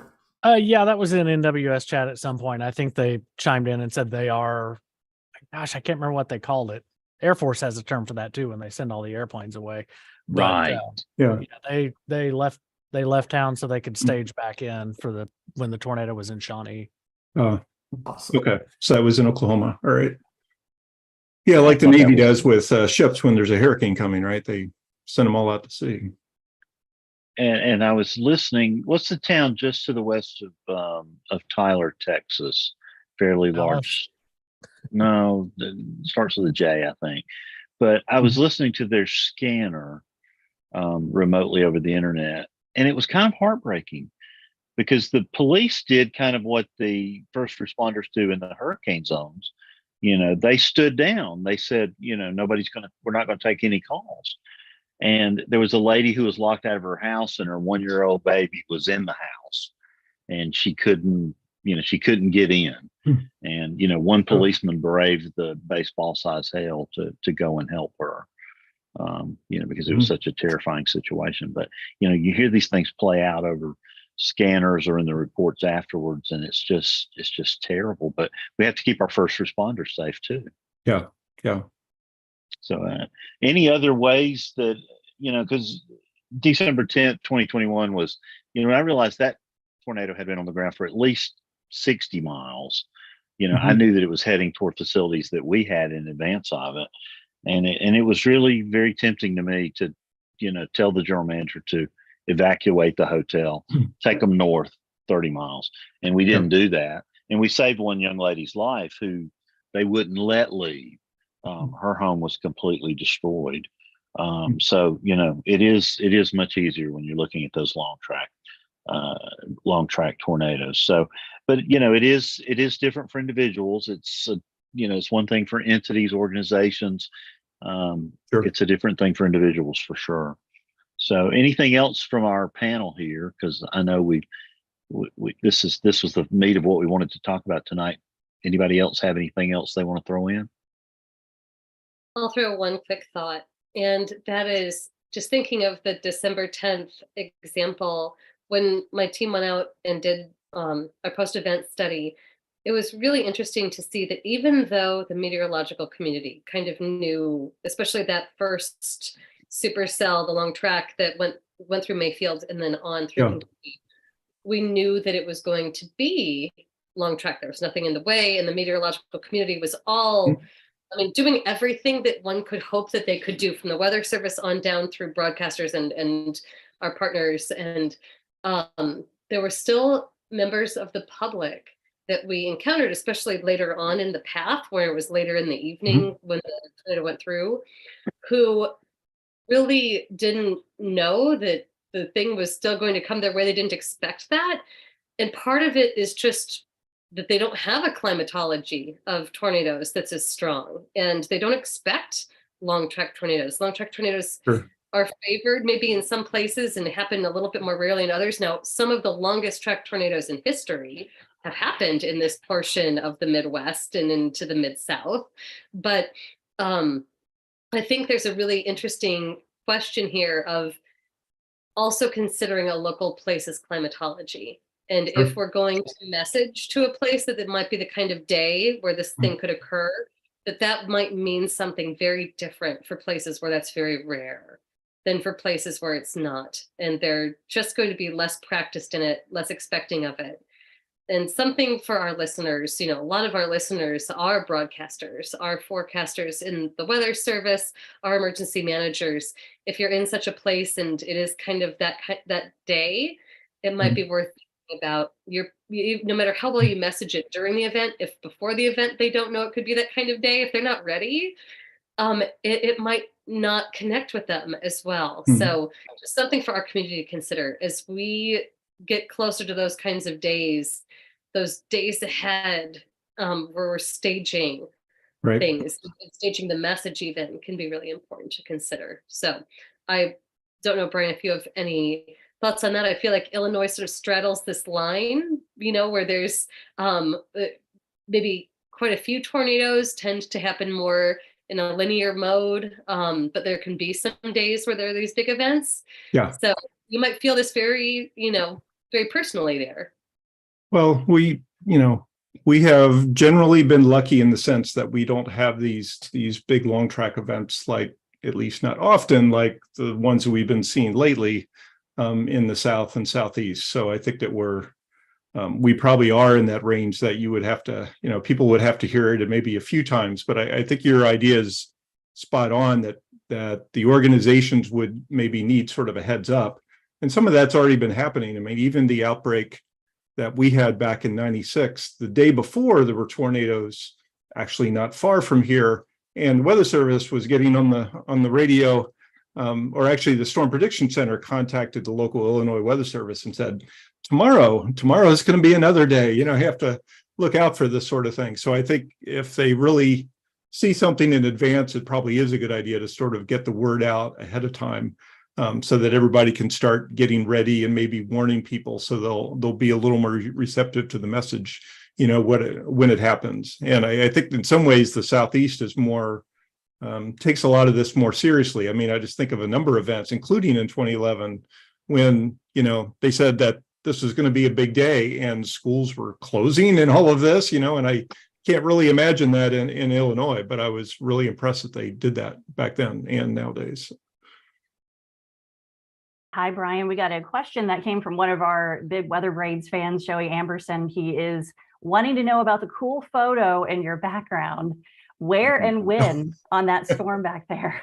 Oh, it was just that was in central Illinois, actually. And it was a big, just a big thunderstorm sort of gusting out, but it was photogenic. And so right before it ran over me, which it did, I snapped off a picture. So some years ago, but nothing really severe weather, but it was pretty photogenic, I guess. All right. So Brian, if you can stay with us. And if you have to go, we totally Of course. understand that. We have to take a quick break here for a couple of audio segments. We're going to go to Tony Rice and his astronomy report. We're going to do Jen's This Week in Tornado History. We'll come back. Bill will bring in Bruce Jones, who I want to say, Bill, is where? In Lake Nevada? Tahoe. Oh, Yeah. in California. Or is it? I guess that's Lake Tahoe's in California, but it's close to Nevada. Whatever. He's out there with a bunch of emergency managers. So we're going to bring in Bruce. We'll have picks of the week, the weather roundup, and much more as WeatherBrains rolls along. Looking beyond the atmosphere, here's Tony Rice with your astronomy outlook. That bright object that's been rising higher in the western sky after sunset since March, that's Venus.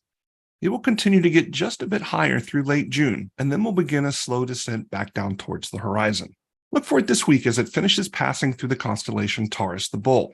Early in the week, Venus will be between the tips of the bull's horns.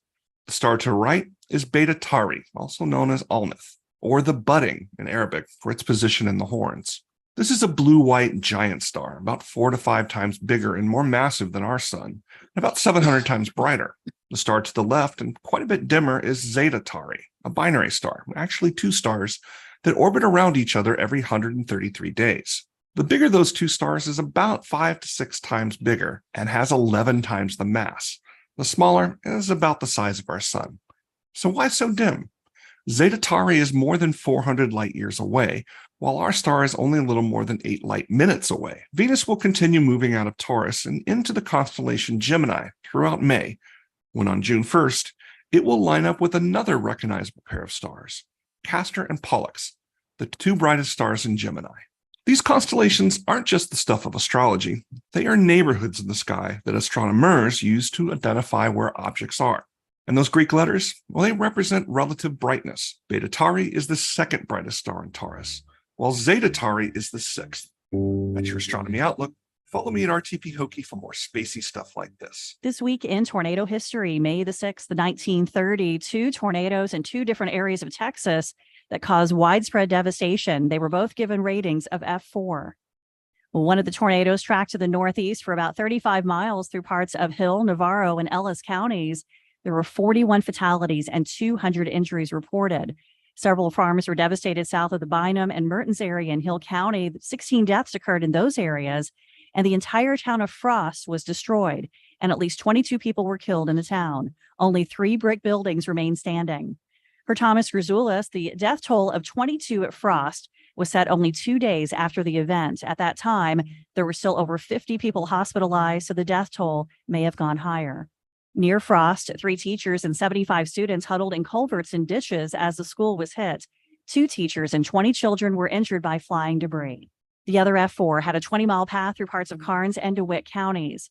The tornado tracked through frail housing, causing utter devastation. Many homes of all different sizes were swept away. For Thomas Grzoulis, most of the damage was to the homes of, quote, Mexican tenant farmers, and they were located 3 miles north of Kennedy, 3 miles south of Runge, and 3 miles south of the Nordheim area, a total of 36 fatalities along the path. For Thomas Grzoulis as well, one home had 9 deaths, and the bodies were scattered across 300 yards of adjacent fields. Another 7 people were killed in 5 homes that were, quote, just swept to bits. We do have a summary highlighting this event at tornadotalk.com. When you are the official ambassador of NOAA Weather Radio, you get to go to some great places. And tonight, Bruce Jones is in one of my favorite places, Lake Tahoe.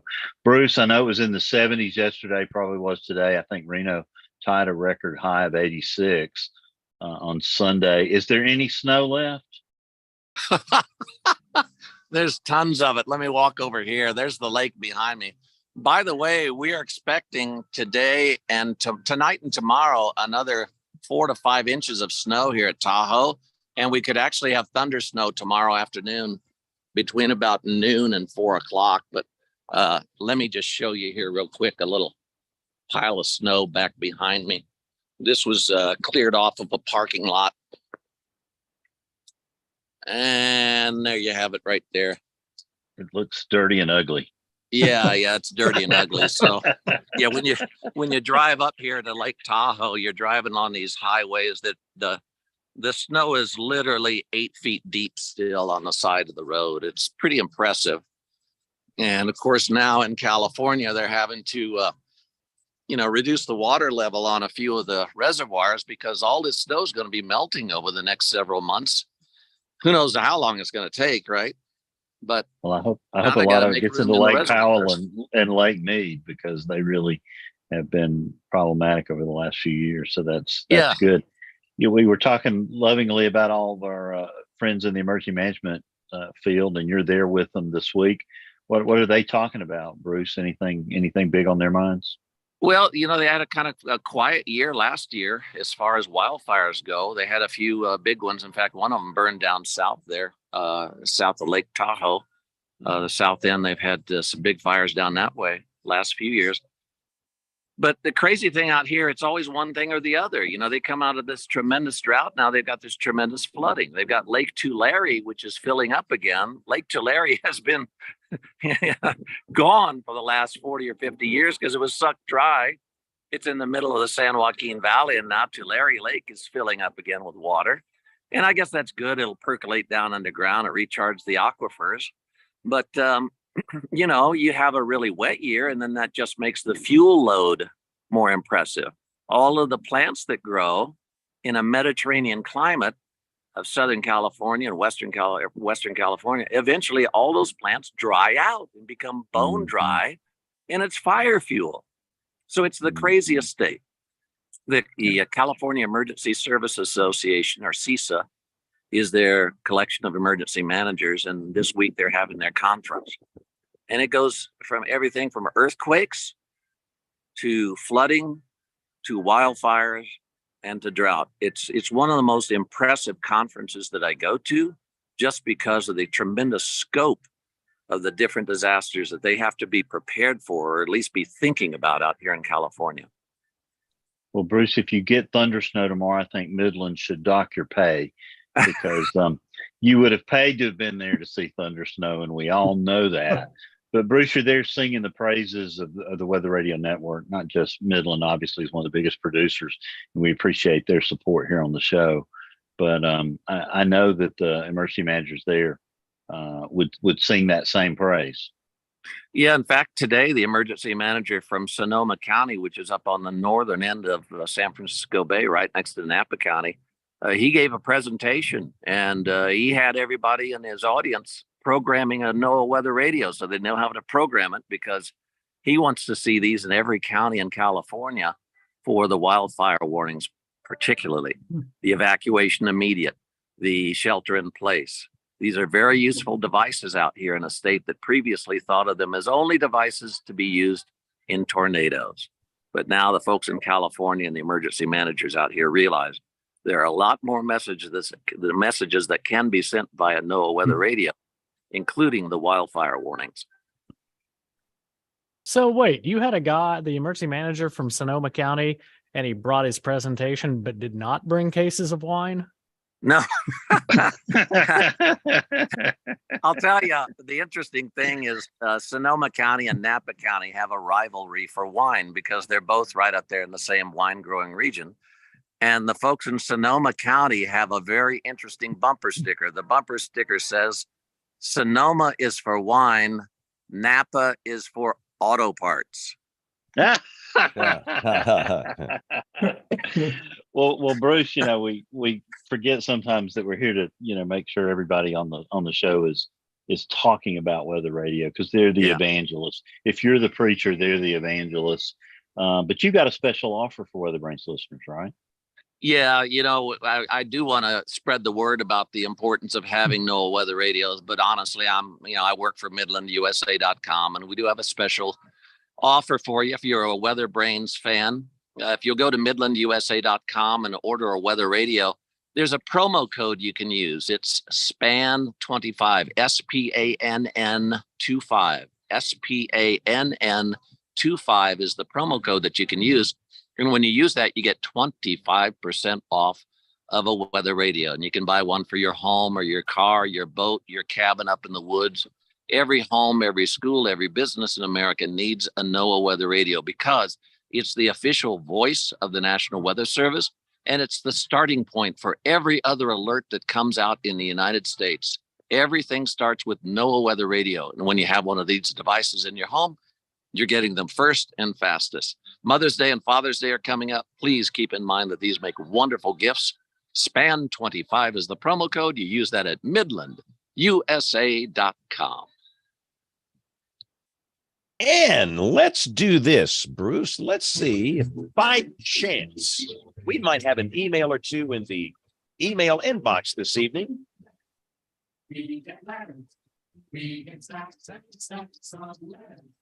All righty. It's hard to believe we are a month away from the start of hurricane season in the Atlantic. And thank you to Owen Isaacs, who reminds us that it is National Hurricane Preparedness Week in the U.S.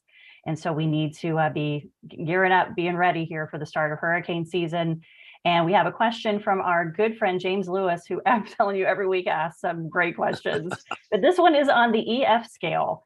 Is the wind estimated by the EF scale supposed to be an estimation of the wind at a standard height, 10 meters, or the wind right at the point of damage? There seems to be some conflicting information for this online. If it's supposed to be the wind at a standard height, does the height of a building ever come up in rating tornadoes? That's I a Rick saw this question. email and should have done That's a some Rick research question. on it. Rick question. I did not do my research on this. I'm pretty sure it's a 3-second gust is what the wind is supposed to represent. I don't know that the height of a building is taken into account. We don't have a lot of buildings high enough to take it into account that are affected by tornadoes here on surveys that often. But that's a good question. We'll have to ping Jim Ledoux or someone about that and see. He does always ask great questions, and I should have studied before coming on the show tonight because that's a good one. All good. Yeah, James, thank you so much for your question. Thank you to everybody for checking in on us and your show suggestions and all that. We've captured them all. Email at weatherbrains.com so we can hear from you. And don't forget to sign up for our newsletter. You can go to our website. There's a little button on the side where you can see all of our cute faces in the Brady Bunch square. And right there, you can click and get the newsletter in your email box every Thursday. So you could get that Thursday morning, some great articles, history, and astronomy stuff, and all about the show. So sign up for that. Back to you, Span. Okay, let's do a quick weather roundup. Neil, what's the weather like on the East Coast, South Carolina? It's been pretty windy lately. We had that low go off the shore, and there was a line of storms, and then some pretty intense winds on the backside of that out of the west. So clear, cool, windy. Temperature's nice, but lots of wind. I mean, it was hard to stay in my lane today driving south. I was going to see if you had any thoughts on the Virginia Beach tornado yesterday. I haven't looked at it, but I need to. My aunt lives in Virginia Beach, just south of the inlet there, and normally I'd get an email from her if there was some, major weather event. So I'm not sure if what's going on, but I'll know by tomorrow. Looks like it was an EF3, and y'all correct me if I'm wrong here, but the video was pretty intense and the damage was very significant. And they don't typically get those type tornadoes there that often, do they, Neil? These big EF3s? No, that's very uncommon. I mean, more often you'd see really small ones, maybe water spouts or something that come on shore, but that to see an EF3 that close to the coast is kind of strange. I think Ricky Matthews tweeted that that's the first EF3 tornado ever there. Wow. And Florida has had a rough ride. I guess everybody saw that video of the car flipped. And I want to say that was an EF2 or an EF3. This was in Palm Beach Gardens, Florida, down in South Florida over the weekend. So it's been a rough ride, but let's go to our Oklahoma contingent. James Adelot, what's happening there? What are the Chasers going to do this week for fun? They're probably going to crowd out Thursday into Western Oklahoma and try to find a hailstone or two.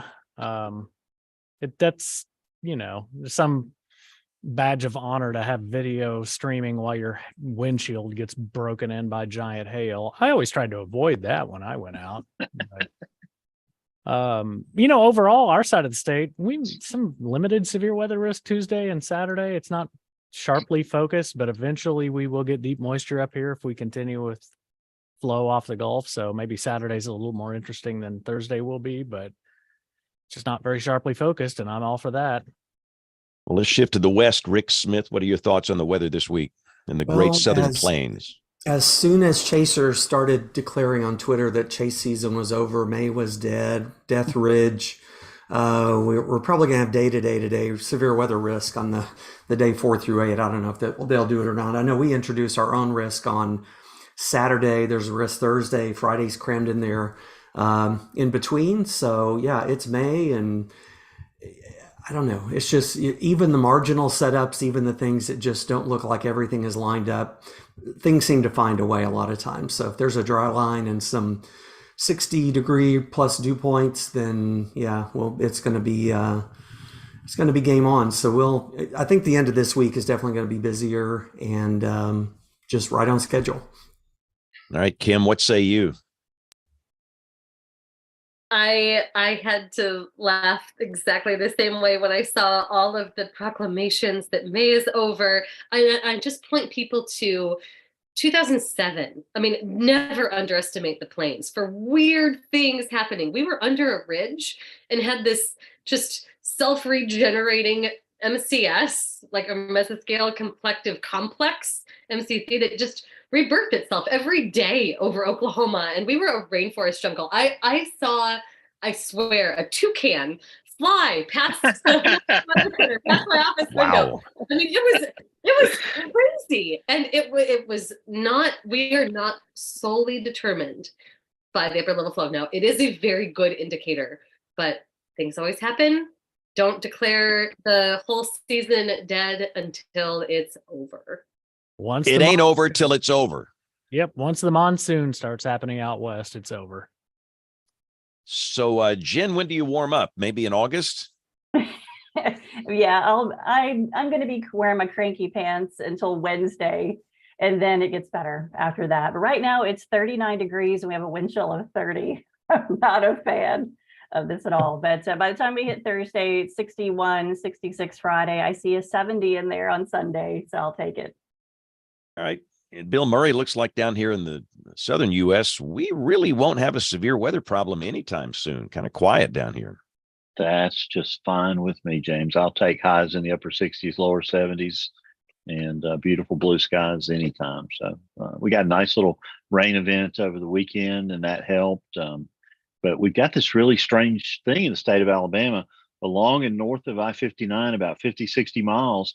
You know, April was really wet, and a good bit of the rest of the state was extremely dry. So we've got quite a range just in small areas, just from like the northern part of Jefferson County, where Birmingham is located, to the southern part, a substantial difference in rainfall over the last 30 days. So a lot of folks could use rain. Some folks got lucky this weekend and added to their totals. All right. So, Brian, let's check in with you. What's the scoop in Illinois? I guess it's still cold up there too, huh? It is quite chilly here. So gradual recovery from the giant upper low that's over our part of the world. But yeah, we're not going to be above normal too much. So we're at least edging that way now instead of being 10 or 15 below normal. Yep.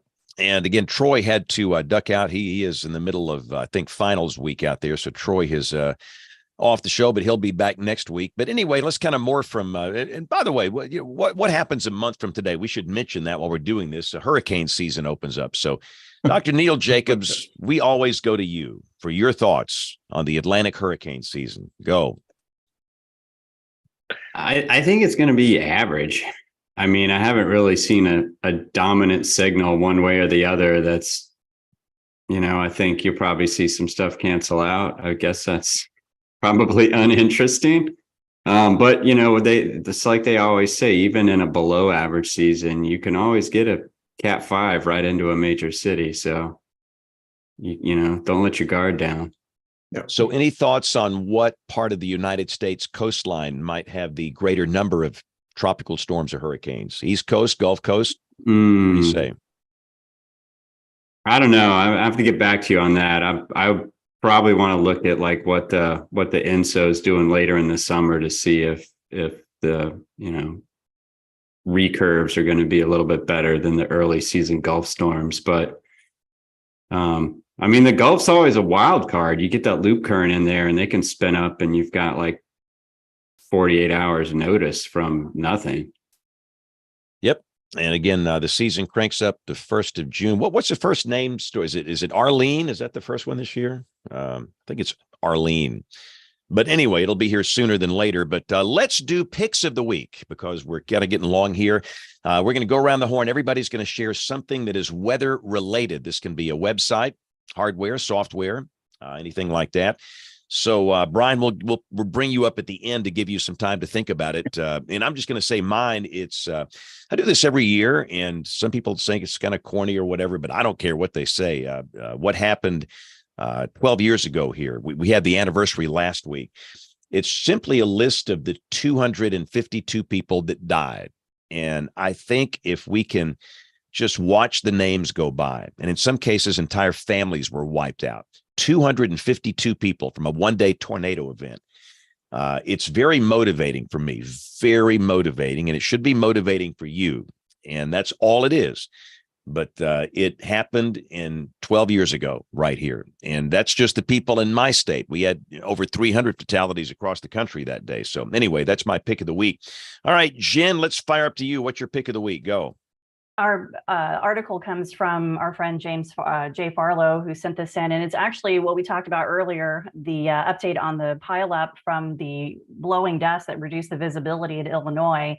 And this is just as of an hour ago. It looks like there are 6 people that have died and 30 that were injured, and the injured ranges from ages 2 to 80, and there was one person who was airlifted from the scene. So it's kind of an ongoing article on that tragic event here due to the excessive winds blowing dirt from farm fields across the highway, leading to zero visibility. Yeah, that was just terrifying. Looking at the pictures and the images today. Goodness gracious, that was not exactly on the bingo card for today for sure. And again, all of these links will be up on the website, weatherbrains.com.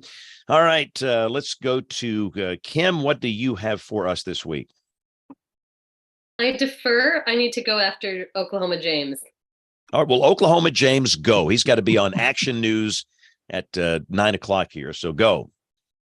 Well, mine's kind of a two-part. There was an article published by a student journalist at the University of Oklahoma that, Kim, Rick, come on in, basically discussed how the occluding leftward moving tornado tracks further proved the indigenous American spell that protects Norman, or protects the University of Oklahoma campus.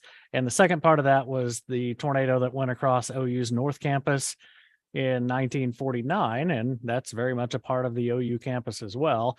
But there's a gentleman that runs an Oklahoma tornado database page, and he has a lot of looks back at Oklahoma historical tornadoes, and it was rather coincidental, but very impressive that posted probably the day or two after the article about the wonderful spell of protection on OU. So I totally drew Rick and Kim offside with it. So.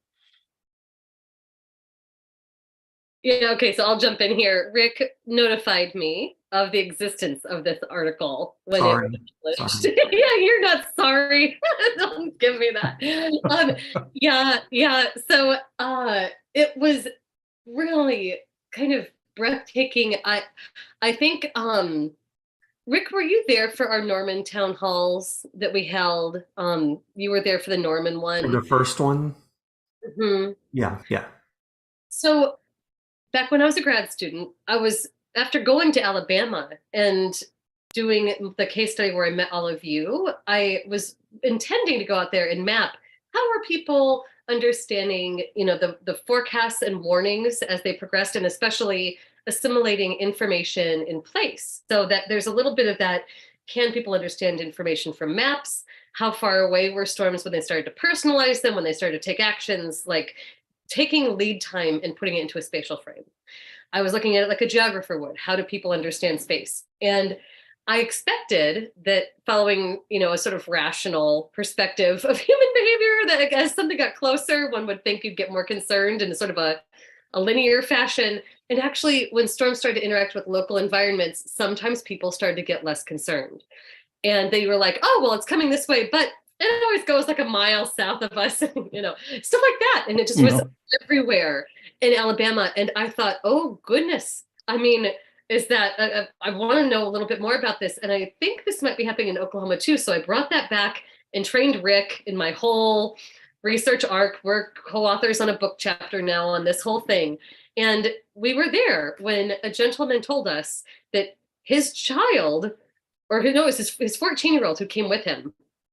This 14-year-old told us that she was taught this in school. There were burial mounds and near the river on sort of the southwest side of town that protected this very particular part of Norman from ever being hit by a tornado. It wasn't just like this sort of people looking at where tornado paths had gone into more and everything else. There was this whole local lore about it. And it even like the invoking the indigenous people, which is awful actually on so many levels, but we're just going to put that aside. And that somehow protects this area. And I was fascinated, and I mapped the risk perception across Norman.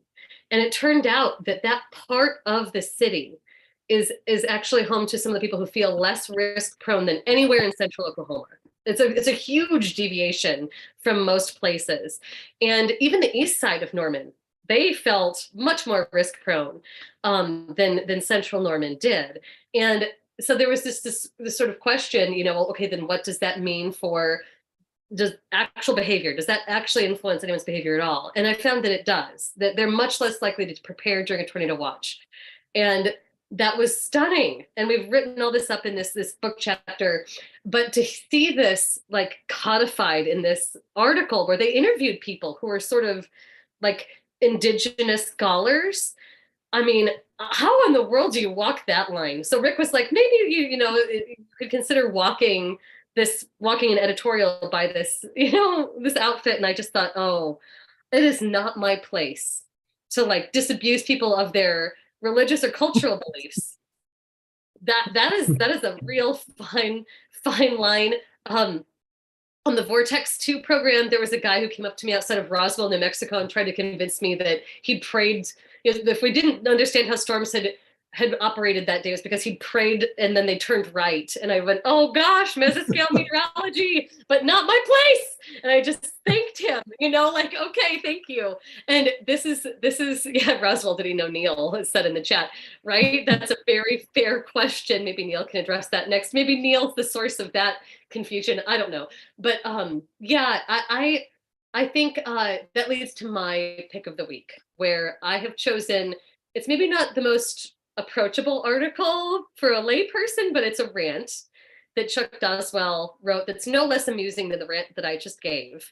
And he goes through sort of this whole idea of the places that tornadoes are favored and less favored, and why it is that statistically, based on the climatology we have and the physical science understanding of tornado genesis that we have, that we cannot say that there's one place that's favored versus another, Norman more, parts of Norman, whatever.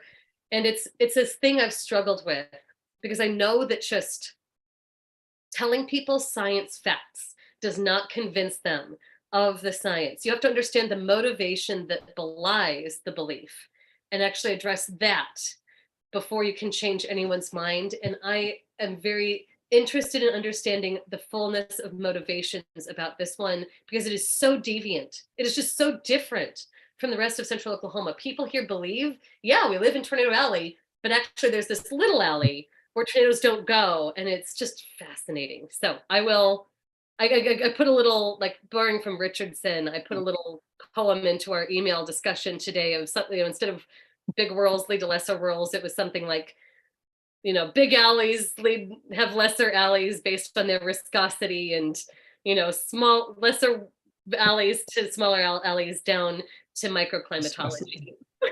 And that's how people think of it. Wow. And now I pass the mic.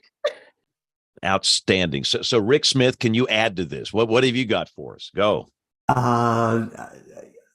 There's nothing really I can add. I mean, I was shocked and amazed to hear that this is still a thing, and it's not just here. I mean, Mustang, Yukon, Durant, everywhere you go, there's these legends, these, in some ways, I don't know, we talked about them being coping mechanisms to deal with the risk and to, to make yourself feel better. I don't know. There's all kinds of things, but I think Kim taught me very early on in this that, it's not our job to really say you're wrong or you're dumb, or that's not what any of this is about. And all the town halls we did, there were listening sessions. So anyway, I've moved from the lowest risk area in central Oklahoma, West Norman, to Newcastle, which is like the breeding ground. So I was literally surrounded by higher risk areas, so I might as well move.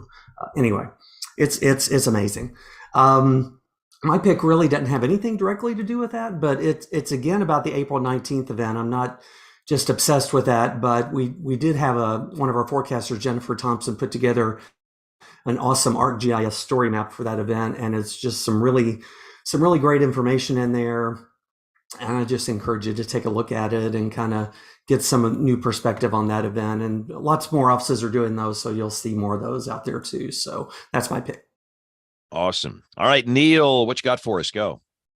My pick of the week is a letter from NSF to PIs. It's a Dear Colleague letter about modeling tools in meteorology. And this is a major shift.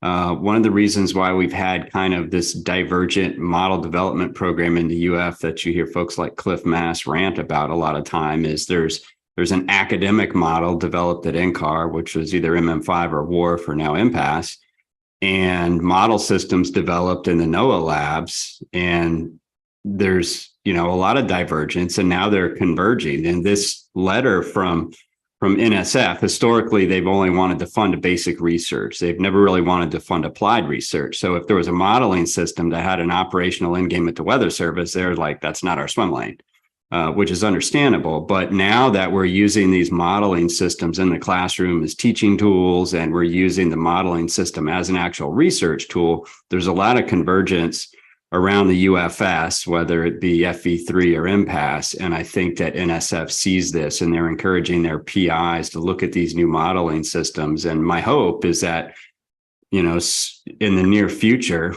in the next couple of years, we actually have a common framework that allows you to choose your DICOR, and everyone's doing development work on the same modeling system using the same parameterization suite and the same data assimilation system. And maybe we'll eventually, if we get aligned right, we'll catch the European Center. So that's my goal. But this is a major shift in sort of the direction and policy over at NSF, which is super encouraging to see. Sounds like a big positive too. And I do believe we'll catch up one day with you as the NWP czar. All right, Brian, we have stalled long enough, so give us something good. Go. I don't know if I have a pick per se, but I would just like to mention that Kim's comments were horrifying. The idea that people have certain part of town or something should be safe. I was really hoping after yes, we can have tornadoes go up mountains and so on and so forth, that this would no longer be an issue. But obviously, what everybody says is true. It's that, convincing people is really sort of a separate science unto itself. So I was also appreciative of what Neil had to say, that that we'll have a modeling system, and this is something that Cliff Mass has been harping on for some time. Like, how can we improve it? We need to really work in a coordinated way to really improve the modeling systems, and only in that case will we actually ever catch up to the European Center and so on. So this could be quite a big change if that goes through and we continue that sort of focus. So looking forward to that. And there's going to be the WRF MPAS workshop this summer, and so I'm sure that will be discussed some there as well. Excellent. All right, Bill Murray, go. Yeah, I'll take the foghorn for the pick, James, just because I love the sound of it. It sounds like I'm in Maine. I'm in Bar Harbor. Yeah, on an early summer day. But Yes. James, I wanted to point out that next week we'll have Dr. Dede Carlos joining us, the head of the National Severe Storms Laboratory, and we understand there will be a WeatherBrains edition of Antiques Roadshow from Dr. Jamie Rome's house. Dr. Neil Jacobs will be showing off all of his furniture and hopefully getting a little bit of wisdom from Dr. Rome. We're really excited. Don't anybody tell the PIO that we're doing this, because they tend to they tend to yell at me. So you're in charge of this one, Dr. Neal. You make it happen. And we appreciate that. That's going to be a really fun show. Great show tonight. Thank you, Brian. It really was a fabulous discussion. Yep, great show tonight. Really And if you're new here, we are typically on the air every Monday night at 8 o'clock Eastern, 7 o'clock Central. And you can watch it live, youtube.com/weatherbrains. But we know that most of you listen on the audio podcast. So if you watch, listen, whatever, thank you. And if you want to get in touch with us, the email address here, it is email@weatherbrains.com. So on behalf of the entire WeatherBrains crew, I'm James Spann. Thanks for listening. Have a great week and God bless. Thanks, everybody. Great show. Thank Great you. Thanks, show. Brian. Thanks. Thank Have a you. good Thank week. Brian. Thank you all. And Good to meet hey, you all. guys, I won't be here next week. I will be in the Virgin Islands on work, believe it or not. On a pub Okay. crawl. Pub I crawl. promise it is work. Absolutely. There's no 50-cent I understand beer there's no night. Hooters in St. Thomas. So Wow. somebody will need to lead that